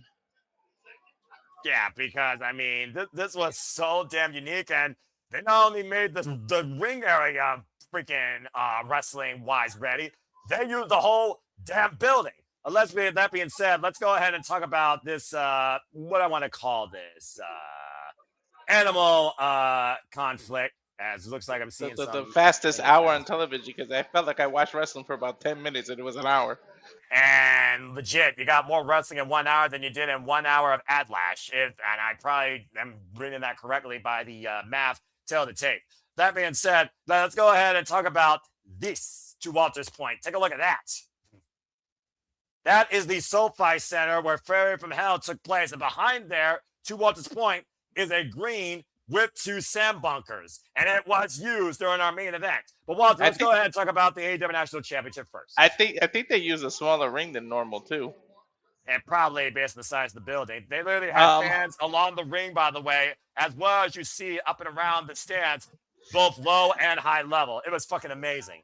So opening bell, Jack Perry gets some offense, does a moonsault from the top from the apron to the outside. After that, there was no more offense by Jack Perry, pretty much. That's like a freaking animal that was literally untamed that we saw. Good grief. This dude literally threw freaking Jack Perry everywhere. And then, of course, Don Callis had to throw his headsets off, walk to the damn ring, distract the referee, and then bald-headed Ricochet in a full golf outfit, including a poker visor for some damn reason, hit with a I guess it was an iron 9. Was it a 9? It was a 9-iron. It was a golf club. It was a 9-iron that he hit him in the back, slipped from underneath. Then the damn power driver. By the way, he tried to hit that power driver off the top rope. I'm glad Perry was able to reverse that, because it damn sure would have ended there. Oh, no kidding. Yeah, he hit him with that power driver he does, and believe it or not, out of nowhere, we got a new champion, and it shocked the living shit out of me. Yep, Mark Davis, ladies and gentlemen, is the brand new AEW National Champion thanks to Bald, Ricochet, and Don Callis' interference. More gold in the Don Callis family. Greedy ass Don Callis, but the aftermath is what, when we left for commercial, when we came back, it was more about this, because Jack Perry had a special announcement there, Noah. Oh, yeah, did he? Why, again, he was talking about coming up is Double or Nothing. Could it be something more fitting as, you know, Jericho's looking for some partners? Well, I got a dinosaur, so why don't you add 2 more to the mix? But how about I bring more to the fold, maybe on my own? If Don Callis wants to get involved in my business, while Ricochet deals with Jericho and the Hurt Syndicate, maybe I deal with the Don Callis family as I bring the Elite, the Young Bucks, Kenny Omega, Jack Perry versus the Don Callis family. We'll get more from that later. So, challenge made for Double or Nothing, considering we got Stand Stampede, where Ricochet's got to deal with, of course, freaking Jericho and the Hurt Syndicate. Jericho probably need 2 more partners.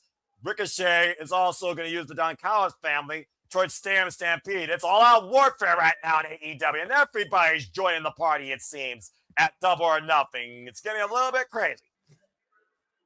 As we move on from there, all right. That's going to be a hell of a match, dude. Yeah, but what's a hell of 5 minutes now, apparently that's going to be a weekly showcase, is the new Divine Dominion Eliminator. 5 minutes against Lena Cross and Megan Bayne. If you somehow can endure them, or they let you survive, you will get an AEW Women's World Tag Team Championship shot. And ironically enough, tonight's competitors was Rufy and Rachel A., the Prison of Perfection. They survived 90 seconds because Lena Cross let them. Freaking big boot, divine intervention to Rufy. That's all she wrote, folks. So now, literally, the only offense they got were a couple of punches at the beginning that Lena just took and literally turned around and smiled. About to say, Lena Cross, Megan Bayne, the definition of perfection, progressive nature, and execution from a sexuous standpoint. You're doing with 2 titans descending down from Athens. I don't know who the fuck's going to even get a chance to take these titles off these 2, considering they've already beaten Haya and Maya World, Hikaru Shida and Chris Statlander, and Harley Campbell and Nightingale, not once, but twice. They might hold on to these forever. Dude, I can't think of anybody on the horizon that can beat them. I'm 100% honest. Now the short run. As we move on from there, we also learn, you remember Fekla calling everybody dumb bitches? Well, that Toxic Spider has infuriated 3 of them, and they're all former AEW Women's World Champions. Due to Hikaru Shida and Chris Statland only winning that time match from Wednesday night for being former AEW Women's World Champions, and Jamie Hayter still under the skin of Fekla after clocking Sky Blue not once but twice this past Wednesday night on Collision. It has been made official. Fatal 4-way for the AEW Women's World Championship at Double or Nothing. Fekla, Jamie Hayter, Chris Statlander, and Hikaru Shida all for the gold. So let madness ensue and let's get toxic. Real toxic. Damn it. So I'm looking forward to that. And basically at this point, to Charles' point, as I look at the next backstage segment, it's literally going to be the Elite and the Hurt Business and Jericho versus the Demand and the Don Callis family, members to be named, at Double or Nothing in Stampede. Does Tefla realize the disadvantage she put on herself, because the champ doesn't have to be beat, and she's got 3 other of the baddest bitches she's got to face. It's a 4-way match or a 5-way? Yeah, 4-way. It's a fatal 4-way, but to your point, Walter, remember, fatal 4-way has no disqualification, so Sky Blue and Julia Hart can be heavily involved here as much as she wants. So, again, I'm looking forward to this shit. Let's freaking go. And then, of course, we talk about what's ahead this coming Wednesday on Dynamite, where Kazuchika Okada... Nope. Kazuchika Okada is out in Japan handling family business. But Don Callis found the perfect replacement to take that title off whoever. Original. That's right. The Alpha, Konosuke Takeshita, will now challenge for the AEW World Championship this Wednesday on Dynamite, regardless of Pac or Darby Allin winning. As the Alpha said, Don Callis, I will bring the title home to the Don Callis family, unlike Okada. He had to take that shot at him, dude. I mean, Okada's been doing it every week. It was bound to happen eventually. I'm just saying, all right? So, that being said, we got a standby match following that. A trainee of Darby Allin and the Nightmare Factory, Kieran Gray, went up against Speedball Mike Bailey. 9 seconds later, Ultimate Weapon, Speedball won. And it looks like Kevin Knight and Speedball have plans, pursuits, dreams to win more gold together. Maybe go back after the AEW Tag Team Championships. I want them to go at it for the TNT title. I mean, I wouldn't rule it out. It sounds like a fun match. As of course, they ran down the card. Will Ospreay also was officially announced. He is medically cleared to compete again, and it will be Will Ospreay back in in-ring action against the inevitable Ace Austin this coming Wednesday on Dynamite. We also, of course, will have Darby Allin or Pac defend the AEW World Championship against Konosuke Takeshita. MJF will also be on the scene. Will he say yes to Darby Allin's once-in-a-lifetime chance to get the title back? Yeah, and then something that I was very particularly looking forward to. A certain announcement was made. Because coming this Wednesday on Dynamite, we reveal the brackets for the Owen Hart Foundation tournaments. And I brought up an interesting point whether Mercedes is going to get to defend her tournament, her title, because Noah brought up the point that Hangman said he can never challenge for the title again as long as he's in AEW. So therefore, he automatically has to give up his spot because he can't win because he can't get the title shot. So Adam Hangman Page does not get the chance to defend his Owen Hart title. That's right.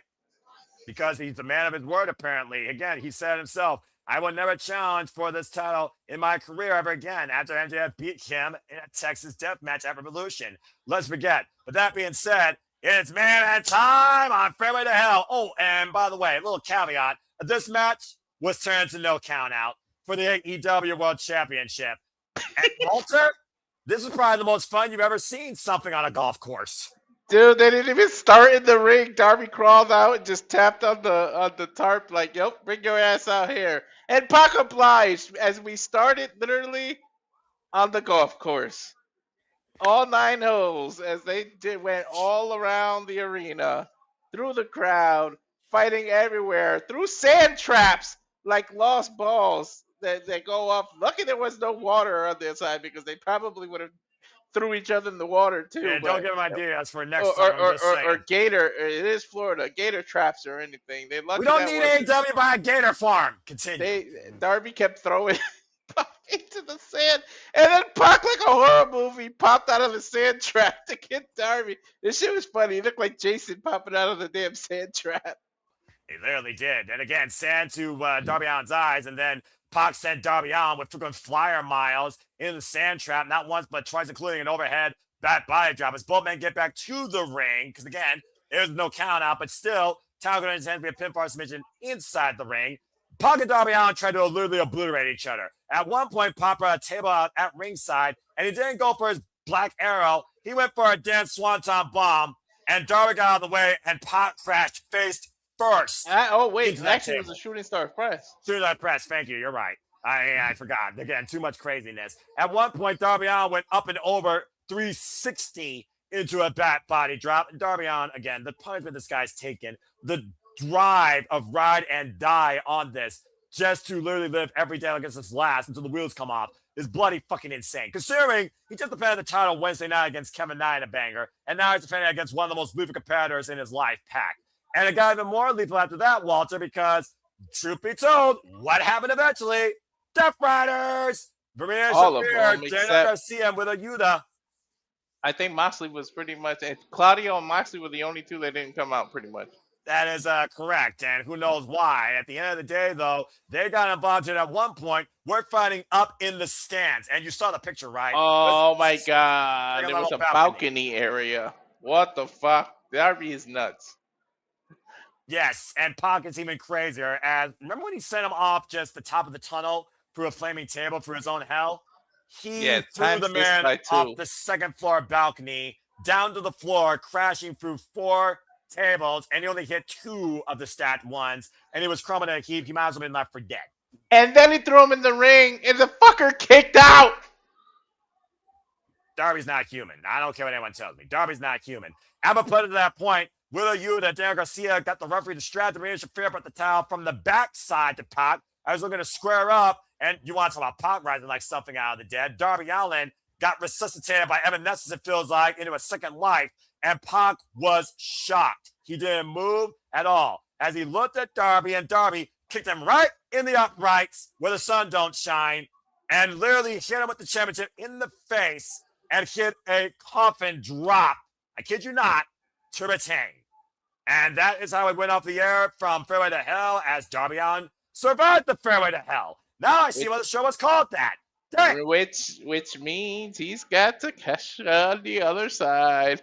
I don't know if that's a prize or not. Well, again, Walter, we pointed out, in 25 days, he's defended the title now 4 successful times. He's defended it every week. And if this week alone, come next Wednesday, he would have defended the title 3 times. in 7 days if he survives Wednesday night. Most people get a title and don't defend it every other month. This dude is defending it weekly basis. Must see TV, man. And that was Fairway to Hell, a special 1-hour edition of AEW Collision from this unique venue known as the SoFi Center. Golfing aesthetics abound, and honestly, I think they hit a perfect score. No bogey when it came to this course of Collision in this building. This was incredibly fun and simple, and I fucking loved the hour and 9 minutes of it. What's our closing thoughts? They hit a hole-in-one, man. They did it. Right. It may be a golf, but they hit it out of the park like baseball, man. I hope he does like little monthly specials in between his pay-per-views like this, as it to make it. The pay-per-views are always worth it, but like as a special thank you for people that order all his pay-per-view, do a little special like this every now and then. And like it felt like the indies too, man. It felt awesome. I felt like I was watching the indies in Vegas. Like it was just awesome, dude. I hope he continues to do shit like that, man. Especially in this building. I love this fucking venue as both a golfing and wrestling fan. This works so damn well. Because if WWE did this, it'd be fucking mini golf with dwarf housing and mini housing and shit.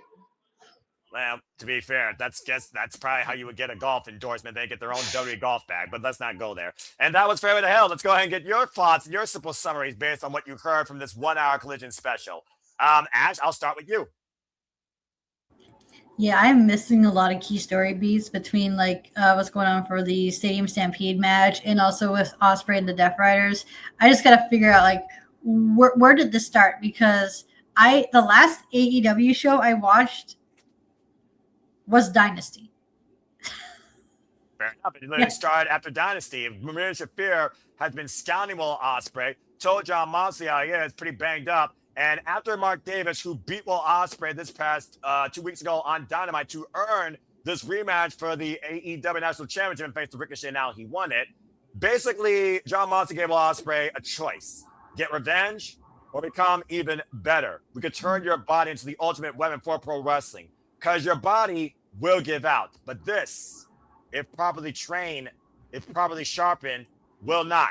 He took John Moxley off that training offer, and he's already trained with the Death Riders, disciplining his shoulders, his neck. As John Moxley says, you're on death ground now. It doesn't get higher than this. You're privileged to be here. Very few literally live to survive on this unholy ground that is professional wrestling. Sure, you can have a career, but your body will eventually fail. But this will allow you to survive and thrive. And whether or not this means further things with the United Empire and the Death Riders, where even Kyle Newman called out Will Ospreay, Will Ospreay said ad nauseum, I am not a Death Rider. I will never be a Death Rider. I am United Empire through and through. I started this faction. I know you want me to find that killer. I just need more time to find that guy. And then he told Renee this past Wednesday, I'm just doing things that I don't like, but I know I have to do. So stay tuned further for that. Yeah, I'm wondering. So Ospreay doesn't have to train with them anymore? He got what he wanted. Well, John Moxley did say, though, the only thing I expect is for those to see it through to the end like I will. And let's keep in mind, the Continental Championship is not booked yet for Double or Nothing. Yeah. Or Will Ospreay. Right? That they can pick up where they left off on Dynasty. Also, I'm interested to see how the United Empire thing comes out, because a lot of people are speculating at Forbidden Door we're going to get Caleb Newman versus Will Ospreay. That is if he doesn't, drop into Suji. So it's really hard to say at this moment. Well, yeah. I like how Jack Perry and Ricochet are continuing their feud without the title. I think that's good. I love how Darby is defending weekly like he would as a TNT champion. And I see some people say how make the argument that it's diminishing the title because the title shouldn't have to be defended. To that I say this is how, if Darby's the champion, he's going to defend the title every week like the TNT title, because that's just the type of wrestler he is. Exactly. Yeah, I told him on the air, it's the way he lives his life. One day at a time, there's no tomorrow. That's why he's doing it. Balls to the wall, climbing Mount Everest. He's going to put the title like that. His title reign May not be the longest that there's going to be in history, but it'll be a fucking historic kind of run. Yeah, and I think that's why they're having, like, for me personally, I think that's why they're having Darby defend it on weekly, so that way we can get these matches, because something tells me, I have this gut feeling that he is dropping that title back to MJF at Double or Nothing, and this whole title run is just the testing of the waters to see how well Darby not only does as a champion, but in the main event scene. Because myself and other AEW fans have been clamoring for Darby Allin to be in the main event scene for quite some time now. And you're getting it now, the euphoria every week of him defending the AEW World title until the wheels fall off or until the devil gets his due again. And that's if MJF will take Darby Allin up on that deal. Remember, he has his hair on the line, his vainglory. If he doesn't, he will never, ever challenge for this championship as long as Darby Allin's holding it, it seems. And again, there's so many nuances right now between Double or Nothing, Forbidden Door, New Japan, etc. And Ash, you're a New Japan guy like me. AJ Styles and Tetsuya Naito are both victims of a short run during the spring season and losing it at Dominion. Don't think Yota Tsuji will not be added to that equation of stopping Kyle Newman after where it all started. Yeah. And going shit! Boy. Sorry. Oh, that was a bad decision. Damn, Walter. Anyway. As you were saying. Yeah. I'm not saying like the champions have to defend the title every week. Because for me, it all depends like who on the person holding the title is. Because certain people can get away with defending it every now and then. Other people have to build up their status by the title defenses, by doing it weekly. So it all, like the way the title reign goes, it's all dependent on who's holding it and how they've been booked prior and as champion as well. And it makes sense for Darby to defend it every weekly, weekly. Just like how it makes sense because that's his character. Just like how it made sense for MJF to rarely defend it because it fits with the nature of his character. Correct. Although we've seen the insecurity of everyone's favorite scumbag, where he has pushed for eliminators or has defended it slightly different. Either way, we're on an unprecedented run right now of somebody that treasures AEW more than life itself because it gave him that freedom in life. And he will literally ride and die on this title run. And it's given us an incredible first time ever main event caliber main event for the world title each week on Dynamite in their own violent, passionate, hungry, determined, driven way against people that Darby's very familiar with and people that Darby respects based on what they bring to the wrestling business or what they mean. Tommaso Ciampa said this match is professional wrestling. It's passion. Brody Keane says, I respect you. We have shared a violent history, but we both have made ourselves in AEW. Kevin Knight, this guy, literally, the sky's the limit for the Jet, Kevin Knight, when it comes to the confidence and potential. And tonight we saw Pac, who is a very familiar foe that knows the depths that Darby Allin's willing to go, but felt like he could be his undoing, and he nearly was. And we know how lethal and dangerous Pac is, about how complete of a competitor that he is too. Now, next week on Wednesday, we have Konosuke Takeshita, the Alpha. Darby's title run is another title reign. So Darby's current title run that he has right now, that's also going to be on my list of title runs to eventually catch up on. Well, this will be easy for you because, again, beep, beep, beep, beep, beep, beep. Just go to the last match of each show. All right. Well, thank you for that, Ash. Charles, anything you want to add regarding AEW Fairway to Hell? Darby Allin is a nutcase? Accurate. And also, this is the same guy that wants to go to the moon. Yes, Darby has said that. And you probably do a combo drop on the moon because he's nuts. I don't think you could do that because gravity's so low there, but continue. It's Darby. Don't question it. Okay, I won't question wrestling with science. I said I enjoyed the show. But also, why the hell did not Anarchy in the Arena instead of Stadium Stampede now with this amount of people in the match? Because we're going to a stadium. You know, you gotta keep that in mind. Remember where Double or Nothing is this time. So I think it's actually more poetic. Still, with these amount of people, it's like, what the heck? It's going to be nothing fun. It's going to be a wild ride. Get ready to see somebody go for everything possible. And I do wonder, again, Darby Allin, what the fuck, man, taking a fall like that? That is beyond ridiculous. That's just normal. That's just normal for Darby. Not for people. For him, I agree. And, of course, like I said, Mark Davis now, we'll see how long he holds on to this championship, his first singles championship in AEW. See what comes from that under Don Callis' control. And will anyone outside the Braun Brothers and Alice Windsor get medically cleared to compete again? Because she got banged up by the last time she faced Windsor and Shafir for that matter, lest we forget. Of course, the last match was against Fekla for the AEW Women's World Championship. She got brain with Nux. But that being said, Divine Dominion Open 5-minute Eliminator Challenge. Yeah, good luck, women of wrestling. Yep. Anything y'all want to add regarding that? I don't know. I hear two little birds a knocking. Well, I mean, they're brawling. They're undefeated as a tag team. But right now, we got one bird, and she's going after the world title as Fekla has called every dumb bitch possible. And she got the four most lethal bitches on the AEW women's roster that don't hold a title. Not Nation Fair. Also, is Stadium Stampede, is it going to be a shot cinematic like it was previous years? I have no fucking idea.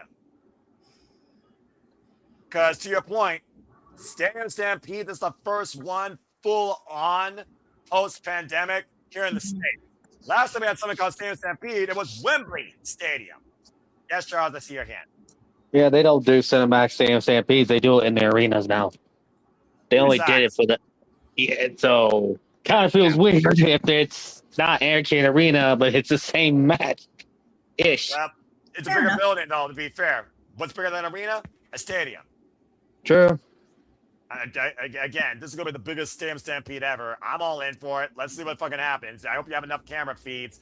Who's going to fight who? Who's going to send somebody through a popcorn machine? What the hell else is in that building? I can't wait to find out. Honestly. I would probably hear Judas throughout the beginning half of the match. Oh, yeah, that's right. The song. What would be the one song that plays the longest? Can it just be the Hurts to Get Pain? Because I like that one. They hurt me. We're going to play Judas, and that crowd's going to say no. That's going to be the more. Taint's going to kick it off first. You really think it's good? Well, I mean, again, how they come in. Again, we don't know all the pieces yet. This is going to be nothing fucks, though. And I'm for it. All right. With that being said, that was Fairway to Hell, a tremendous 1 hour unique experience from the SoFi Center, courtesy of All Elite Wrestling. At this point, I'm just waiting for AEW to bring a show from a beach. Back to the beach? Yeah, you know, I mean, well, you know, WWE almost had maybe they call it like Beach Blast. Beach Blast sounds fun. I mean, we've had winter break. Why not, a Beach Blast? The beach balls appropriately included. All right. Well, that being Don't let Claudio near him. Don't let Claudio get him. Oh, that's true. Claudio's part of AEW. Never mind. Exactly. Right. Well, that being said, that was AEW Fairway to Hell. Again, I fucking loved it. Oh, before I forget, there was one match I was going to say. Yeah, Darby Allin, Pac, you nothing fuck crazy bitches. That's professional wrestling, damn it! Wow, that was so much fucking fun. And who would have thought you could use a sand trap as a default backdrop for a freaking punishment towards a wrestler? Damn, they activated the trap card, didn't they? To a degree, but that being said, I don't got Yu-Gi-Oh! Damn it! Well, I mean, you know what? It does seem fitting. We saw whose life point 6-0. It was Pac. Final move, final attack, coffin drop. That being said, Shadow Realm. Well, I just like how Noah's the one that says the life points. Okay, I love how he's the one that says it. Noah likes Yu-Gi-Oh! Okay. Animes I care about. Yu-Gi-Oh! You talk about Yu-Gi-Oh! You have me interested. You talk about Pokemon. Fuck that shit. That being said, hey, you know what? I don't give a fuck who I piss off. I'm gonna tell you how I freaking tell you. All right? Yeah. Hey, listen. I'm gonna tell you the way that it is. All right. That being said, telling you how it is, we are getting towards the end of our conversation tonight. As we'll have an announcement and probably some recap regarding recent activity at the most studios. But before we get there, I leave you all with this to think about during the commercial break. All right, fine. We'll do some freaking Yu-Gi-Oh! Trivia. Fuck it. You want to go there? What card is needed? What card is needed to create a fusion-type monster in Yu-Gi-Oh? I'll let you all shut up. I'll let you all think that over and see if you know it. Find out Can the you answer. repeat the question, please? Wait. What was the question? Don't say Don't say anything until after the commercial break. Here's what everybody to think about. What card is needed to create a fusion-type monster in Yu-Gi-Oh? Mull over that question, and we'll give you the answer after this final commercial break. And now for a taste of things to come.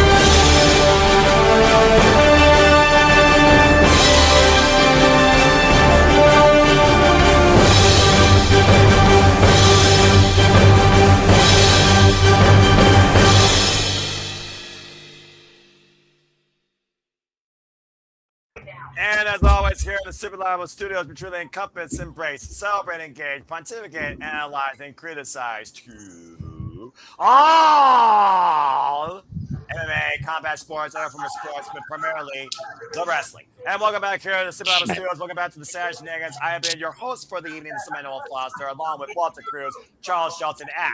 And I left you with this question to mull over. Let's see who knows the answer. In Yu-Gi-Oh, what card is needed to create a fusion-type monster? And I see everyone's hand up, so we're just going to say it all at the count of 3. 1, 2, 3. Polymerization. Very good. Also known, of course, as Syphilis, according to the Japanese version of Yu-Gi-Oh. Very good, everybody. All right. You can never say that name right. I'm about to say it. You can never say that about polymerization. You never can say that right. Nope, never can. Well, you probably can say Syphilis either. It's known as Syphilis actually in Japan. That's fair. All right. And welcome back, everybody, once again to the Super Live Studio Shenanigans. We had a lot of fun, a lot of great talks this evening. We're going to go ahead and wrap up our last two things, a nice little bow. Of course, earlier this week, Walter, you had an interview with Focus Pro Wrestling. Talk to us a little bit what went down during that, along with Evan Zalios. Yeah, what didn't go down? We talked about a lot more than wrestling. But cool. He talked about what stood out with Focus Pro and how they actually pay their people in an envelope in cash. Then when they're actually at the event, we talked about the future of coming up. The fact that Steph DeLander is one of his new champions, and she's going to be there for the foreseeable future to defend the title. There was a lot. Go watch the interview. He gave us almost 3 hours of his time. I think it was like 2 hours. I think it was a little bit. It was about 2 hours. He gave us of his time. Loved the interview. That was one of the funniest and one of the best interviews. I can't wait till we open that award to Interview of the Year next year, because there's going to be a lot of candidates. But all the best for Focus Pro. We are going to do our first watch along coming up. I think it's going to be Nick and JJ because they got the access to it. And then if one of them drops out, they'll give me the access. So I'm looking forward to the future. He talked about how he bought his own freaking ring. He wants to partner with Brett Lauderdale of GCW to do a few things. So hopefully we can make that happen. But it looked like we made some connections, and we'll see. All right, fair enough. Anything that anyone wants to add regarding Focus Pro Wrestling or the interview that they had? Ash, anything you want to add?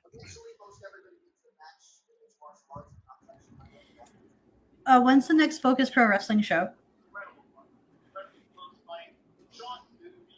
Sorry?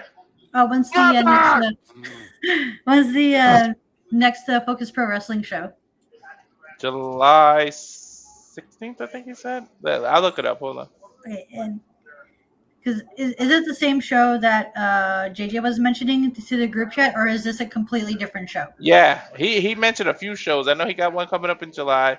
Till I Collapse is. Oh no, wait. May 30th is the next one. That's Till I Collapse. Then he had another one that's in July. He gave us a few of them, and it's on IWTV. You have to subscribe to be able to see that. Independent wrestling television. All right, very good. Good to know. I Charles believe, A. yeah, Saturday, May 30th at 8 p.m. I believe is Till I Collapse. I gotta look it up though. Nice. Charles, anything you want to add? Yeah, that was awesome. Can't wait to see. Well, I won't be able to watch the event, unfortunately, but sucks. There's a reason YouTube exists, and so does I gotta give him my some things because they name a lot of their events after songs. I gotta give him some event names. He welcomed it, so. Oh man, nice. The type of marketing that you can help him with. For those that don't know, Focus Pro Wrestling's been active since 2022. Comes to us out of Massachusetts. Boston. Currently have 3 championships. The Focus Pro Championship held by Manny Arias. Focus Pro Tag Team Championships held by Post Game, Vinny Talota and Mike Walker. And to Walter's point, the Focus Pro Women's Championship is currently held by Steph DeLander, who took it off of Conduit of Karma, Kaya Nakena. I thought this promotion sounded familiar. Someone tells me Kaya's going to come back after her with. Oh yeah, we tried to orchestrate the rematch. And of course, Kaya Nakena won that originally against Gypsy Mac after I was looking at the history, because I remember talking about this title during the watch that I did with Kaya Nakena competing at Spark Joshi Pro. Remember, Spark Joshi Pro, Kaya Nakena called out, of course, WWE ID prospect talent for her title, Area Dominia, where she wants to go after the Spark Joshi Pro specific championship. So they're into the retirement for that show. Good luck, Kaya. I don't think you need it, though.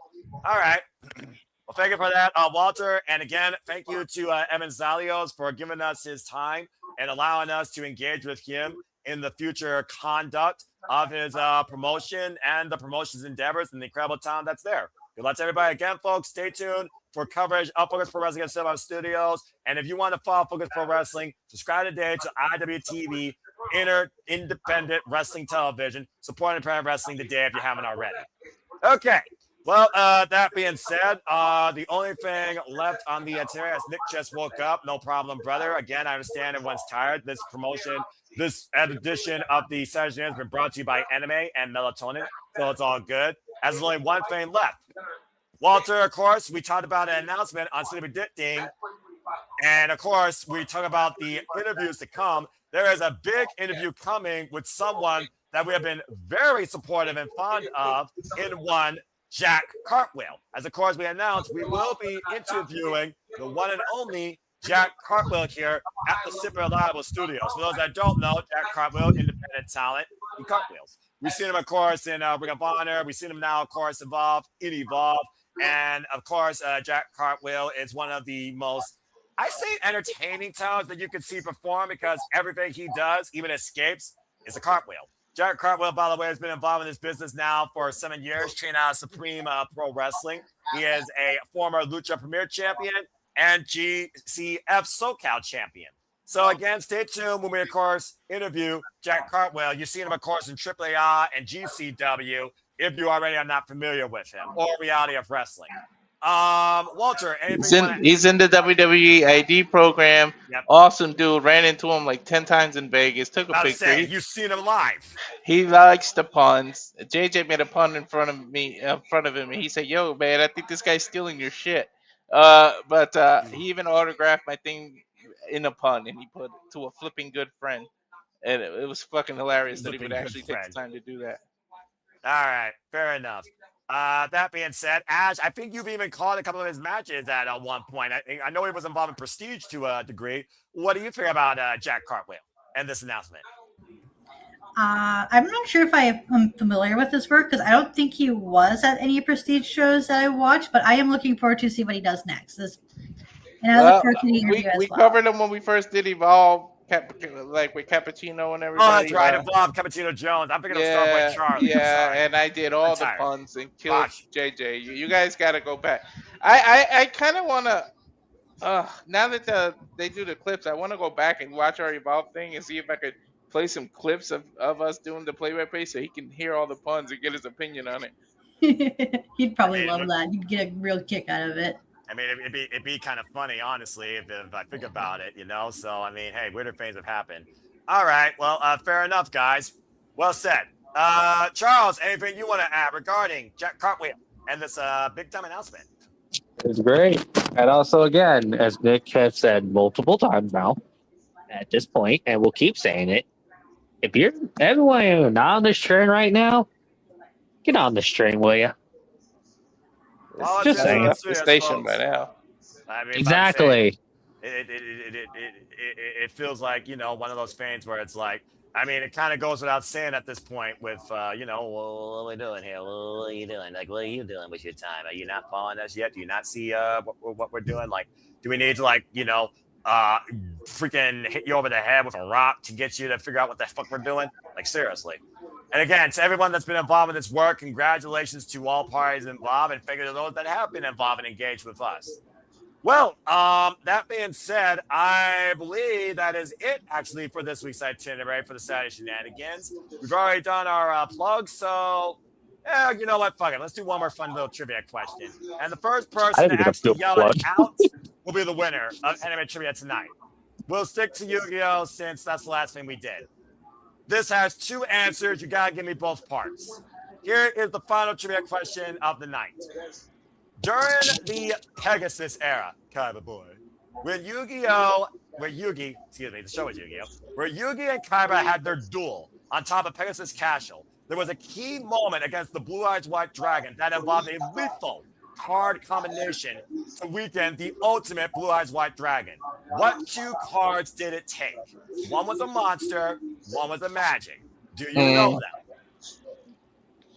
I remember the episode, but off the top of my head, I gotta think. It'll pop. Well, I'll give you all to the remember. I'll give you all to the plugs. I know I watched it. What's funny is a few months ago I was watching like the reruns, so they're on Amazon Prime. Oh, nice. Yes, they are. They're on Amazon Prime? There's also a dedicated channel. And Nick has officially taken the crown. He is 100% correct. The Living Arrow and Mammoth Graveyard. Well done, Nick. Well done. It escaped my head. Damn it. Well, that being said, he always uses that. Yu-Gi-Oh! Always had the right trap card for the right moment. Just always. Well, what about Exodia? So I don't know about that. Yeah, no. Well, the kid ripped Exodia and threw it overboard. But one of my favorites is when he fought Scyther and how he tricked that guy and beat Scyther the first time. Yeah, and of course, Swords of Bill Knight was always one of my favorite cards that literally stopped you, of course, with freaking attacking for 3 turns. Nonetheless, great job, everybody. I hope you have fun. Congratulations, Nick. You're this week's anime champion. If I'm back in the host seat again, we'll do Anime Trivia Night 2. It will involve different animes that have not been discussed here. Don't keep doing too many of them, because if I reach 300 and we do the Hot Wings Challenge, me and my wife, that's going to be part of basic challenges, because I'm going to have to answer pop culture questions while she answers all wrestling questions. To be fair, we're going to get you to host. To be fair, pop culture is not just anime, but I mean, hell, it's not the first time I've hosted a game show. I'll just say that for the record. Let me create one. You know what? Joe has a good point. Subscribe, people, because it'll be fun. And oh God, Nick, why are you saying he's a cheater? Doctor after that, I know it. I'm sure. I like how Nick over here is like calling Yugi a cheater over here. Indigestion. Well, remember Yu-Gi-Oh? Not hard the cards. He did lose. He did lose when with the eye of what the fuck was that shit called? The eye of the thing when they put the circle of Seal of Calcos. The Seal of County. He lost that because he got too blinded with rage. Yeah. To be fair, it was King Atum who did not know his name at the time, not Yugi. Atum, yeah. Atum, potato. All right. Well, good job, guys. Well done. That being said, stay tuned next week. Stay tuned next week, folks, because I think I'm the host again. We'll have trivia regarding Pokemon, Naruto, and One Piece, and see who takes the anime crown once again. With that being said, let's go ahead and get the fuck out of here tonight and hope everyone enjoys time with their mother. If you don't already, just support somebody else and be kind to one another. Thank you all for tuning in. Let's get the fuck out of here and talk about our plugs. Charles, always a pleasure. Where people can engage and find you? You can follow me on. I just love that. You can follow. You can follow me on Twitter, but also believe in Chase U. Never. Just like you should believe in Joe Hendry.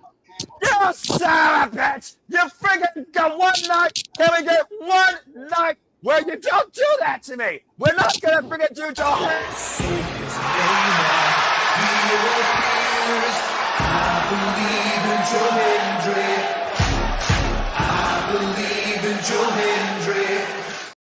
Or be cursed. Bullshit. Or be cursed. I don't regret it. Damn it. You think you were saved, Noah? Ash isn't a mother, but yeah, happy Mother's Day to your mom, though. Mrs. Ash. Shout out to the moms. To Miss Vince. Definitely. Yeah. Again, God bless mothers. All right, Charles, fuck you. All right, thank you. Ash, you're already a bad dickhead, but we love and appreciate you always. Go ahead and tell where the people can find you. You can find me on X, the app formerly known as Twitter, at ShadowBadAsh, and subscribe to my YouTube channel, Baddie for Wrestling.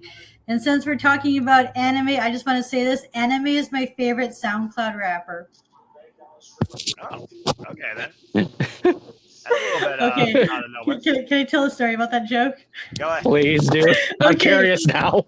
So there's a SoundCloud rapper by the name of Amine. And it was with my friend, and we were talking about anime. And he knows about the SoundCloud rapper. And I was like, anime is my favorite SoundCloud rapper. And he's like, fuck you, Ash. Shut up. Damn. All right. Damn. He's like, I am sick of this. Like, no. Stop. I'm sick of this bullshit. Damn. I'm sick of this. I've done this long enough. All right. Well, fair enough. Okay. Well, thank you for that, Ash. Walter, it's been an extreme pleasure calling Adlash and AEW Fairway to hell with you. But go ahead and tell where the people can find you.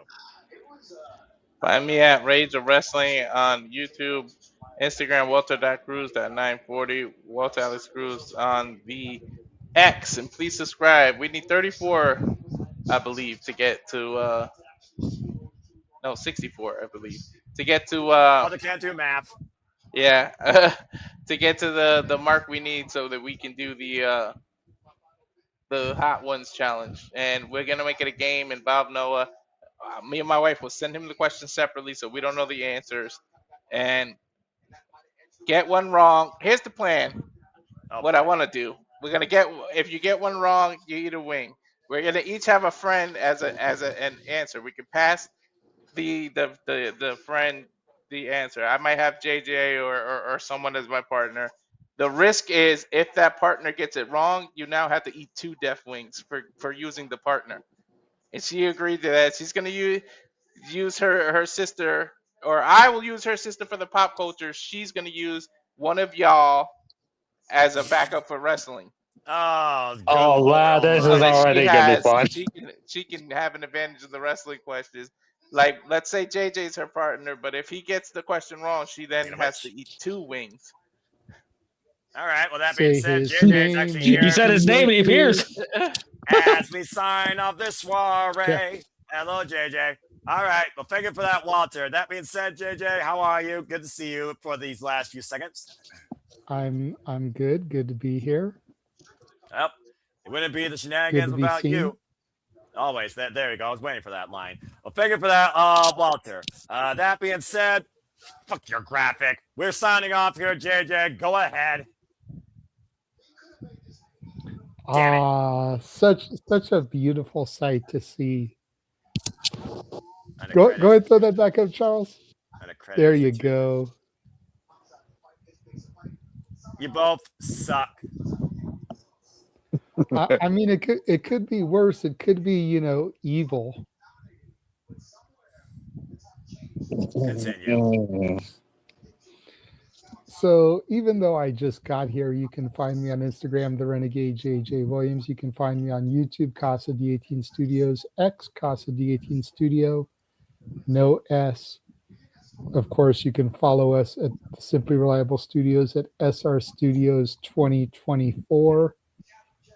That is where you can find all of the huge announcements, like the one we made earlier this week. I know Walter is looking forward to having a flipping good interview with one Jack Cartwheel. Bloody hell, I'm the freaking upside punch. down with happiness. Oy.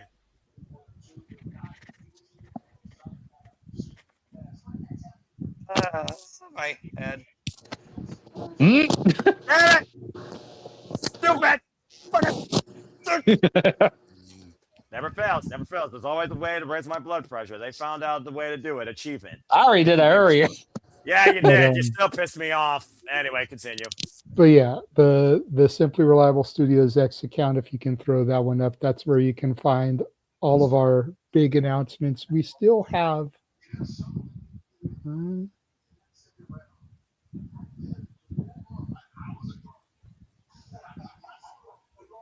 3, I think, more announcements to make Interesting.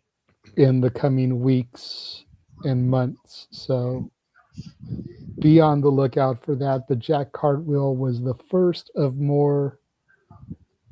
You know, we're trying to slow down. Nick is making it very hard for us to slow down. Of course he is. You know, want to try and only do 1 to 2 interviews a month. But Nick over here, you know, keeps Jacob Fatuing it and going all gas, no brakes, yada I mean, on the chats. So trying to get everybody and their mama to come up on the stuff. Of course. But I will just say, you know, yes, I pulled a Datilla coming in at the very end of the stream. Yes, you did. Hey, it is what it is, man. No, it's Mother's Day. It is Mother's Day in the restaurant industry. I literally did 35 minutes shy of a full 8 today. So, and I did 30 minutes shy of a full 8 yesterday, and tomorrow's Mother's Day. So I'm only can imagine what it's going to be like. We're staffed to the gills to the point where we get in each other's way trying to bust tables. There's so many of us, but we're that busy. Well, that's good because being busy means the day goes by faster, and this went by pretty quick. So I guess it works out in the end. So again, And God bless speaking mothers. of Mother's Day, I do want to send a happy Mother's Day out there to all the moms in the chat watching. Happy Mother's Day to Mama Ash. Happy Mother's Day to Lee Walter. Happy Mother's Day to Nick's wife because she has to deal with a grown-up child her entire life. A man baby. And the dogs. Happy Mother's Day to my daughter's mom, to my mom. Yeah, just happy Mother's Day to all the moms out there. God bless mothers. Enough said there. Well, thank you for that, JJ. And again, thank you all for being with us during not 1, not 2, but 3 wild events through the Saturday evening here at the Survival Studios as we got you all the wrestling and all the Oh my God. Happy first one to Naomi. New mothers. That's absolutely correct. There's some mothers now that literally. And if you've enjoyed Noah at the helm these last 2 weeks, fear not, because he will be in charge again next week. And I already know there's one Saturday in June that he'll be in charge of Shenanigans. You know, we'll just have to see what keeps happening as far as my work schedule goes. If I'm able to start getting Saturdays off, I will resume the head of the table, so to speak. I'll say. You know, when it comes to Shenanigans. But next Saturday, I'll be at Comic-Con Revolution. I know Datilla is going to be there promoting and getting content for Pop Culture Powerbomb and Rangers of Wrestling. Yeah. So maybe I'll be here now to chime in. Hopefully you guys won't be signing off, but then like I said, there's a Saturday in June I already know ahead of time that Noah's going to be taking the reins for. So fear not if you enjoy Noah moderating the insanity, unable to set his alarm for 2 hours for the quick exit. Maybe we just need to come up with more topics for him to do so that we can keep him here past his 2 hours. He's been lucky these last couple weeks, about 2.5 hours. This conspiracy against me. And now someone gets to say goodnight, JJ. Oh, well, he's going to do that in the end, but thank you for that, JJ. Always happy to help a friend. And Walter, shut up, damn it. All right, well, thank you for that. And that being said, folks, he talked about, again, the podcast to come by our queens of the SRS. Please follow Datilla when it's wrestling time, whether she's retro or live. So follow her today, Datilla, Raiders of Wrestling, on the YouTube, on the X, on the Twix, and on the Inst, if you wish, where a picture tells a story. Follow her today, our My Morgan Pig Power Ranger, Datilla. Again, they're in the chat. They are the MVPs. We always appreciate the Dominguez. So follow Emmanuel and Arlene if you choose on the socials you see right there in front of you. If you wish to further engage with me, I'm barely social, I'm barely on social media, but find me if you choose. I'm Foster 1916 on the X and on YouTube for all things wrestling. For I am nothing more but a simple man and a lifelong fan of professional wrestling. Damn it! Again, I was involved in 3 different affairs through this Saturday. Good grief for everybody to endure, it feels like. Again, finally, Mother's Day. Can enjoy the day with my mom. Stay tuned, 6 p.m. Standard Time live, Monday evening, as me and Papatino break it down, our predictions, league breakdown, post-show, as of course we give you the scores and the outlook following Backlash. Of course, bring you the leaderboard updates for both the team and the Galaxy for no DQ. Say to Aaron Whip's reviews. Now just to leave it there. Also stay tuned as Gino, of course, hosts Major Push Wrestling Wednesday nights, 7 p.m. Eastern Standard Time, unless otherwise scheduled. I will be taking part in that as long as I can. Always happy to help out a friend. And of course, you got a lot of content coming up here next week alone, including Ring of Honor, Supercard of Honor, whether live or retro, still to be determined. Of course, I'm bowling. And Walter will be coming Ronda Rousey's last fight ever, when Ronda Rousey goes one-on-one against Gina Carano inside the Octagon. So stay tuned for more of that. And of course, as Gina pointed out, we'll be back here next Saturday when I moderate again the Saturday Shenanigans, which will include, but not limited to, further conversation, I'm sure, on the Owen Hart Foundation tournament brackets to be revealed this Wednesday on Dynamite, as well as other things I'm sure the wrestling business will bring to our eyes as well. And that's all right now I really need to say here at this point. But as always, let it conclude, there are no winners. We have got to see if we can get AI to do a version of Sexy Boy for Noah. I'm just a simple man. Simple man. Hosting a podcast. That's enough.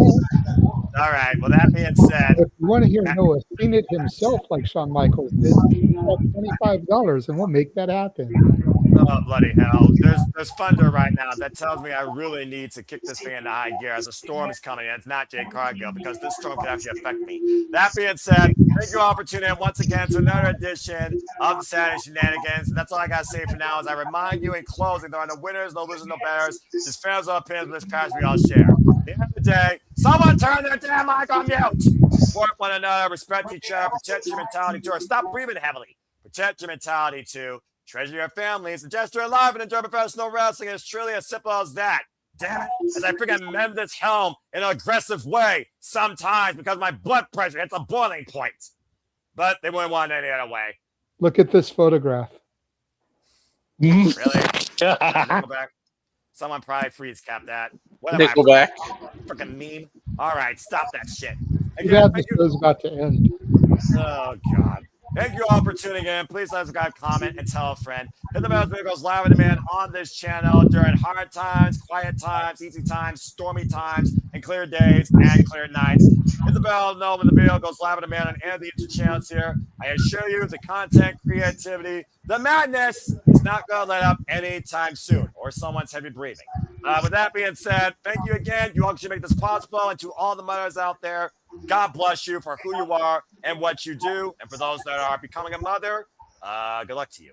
For Walter Cruz, for Ash, for Charles, for JJ, for Datilla in the chat, for Nick in the chat, for every one of you in and out of the chat, for everybody that makes this all possible and the Civil Hour Studios to continue to thrive in and out of trivia and chat. And stay tuned for Anime Trivia Night 2 next week, Saturday night, where Nick will defend his crown. I am the Cement Oil Foster, reminding you to appreciate yourself, appreciate others, take care of your mentality, treasure your mother, as long as she's with you, or at least pay her respect if she's not with you. And make a positive impact in life. Have a good night, and thank you for tuning in once again to the madness that is the Saturday Shenanigans. Have a good night, folks. And we'll see you believe next in time Joe here. Hendry.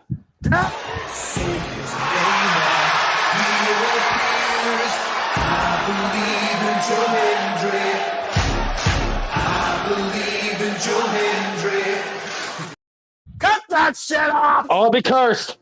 Shut the fuck up! Goodbye, folks. Thanks for tuning in. Bloody fucking hell. Every damn session. Good night, everyone. Adios. He did it on purpose. This is what happens when you give one man more power. Get out of the sister studio. I'm surrounded.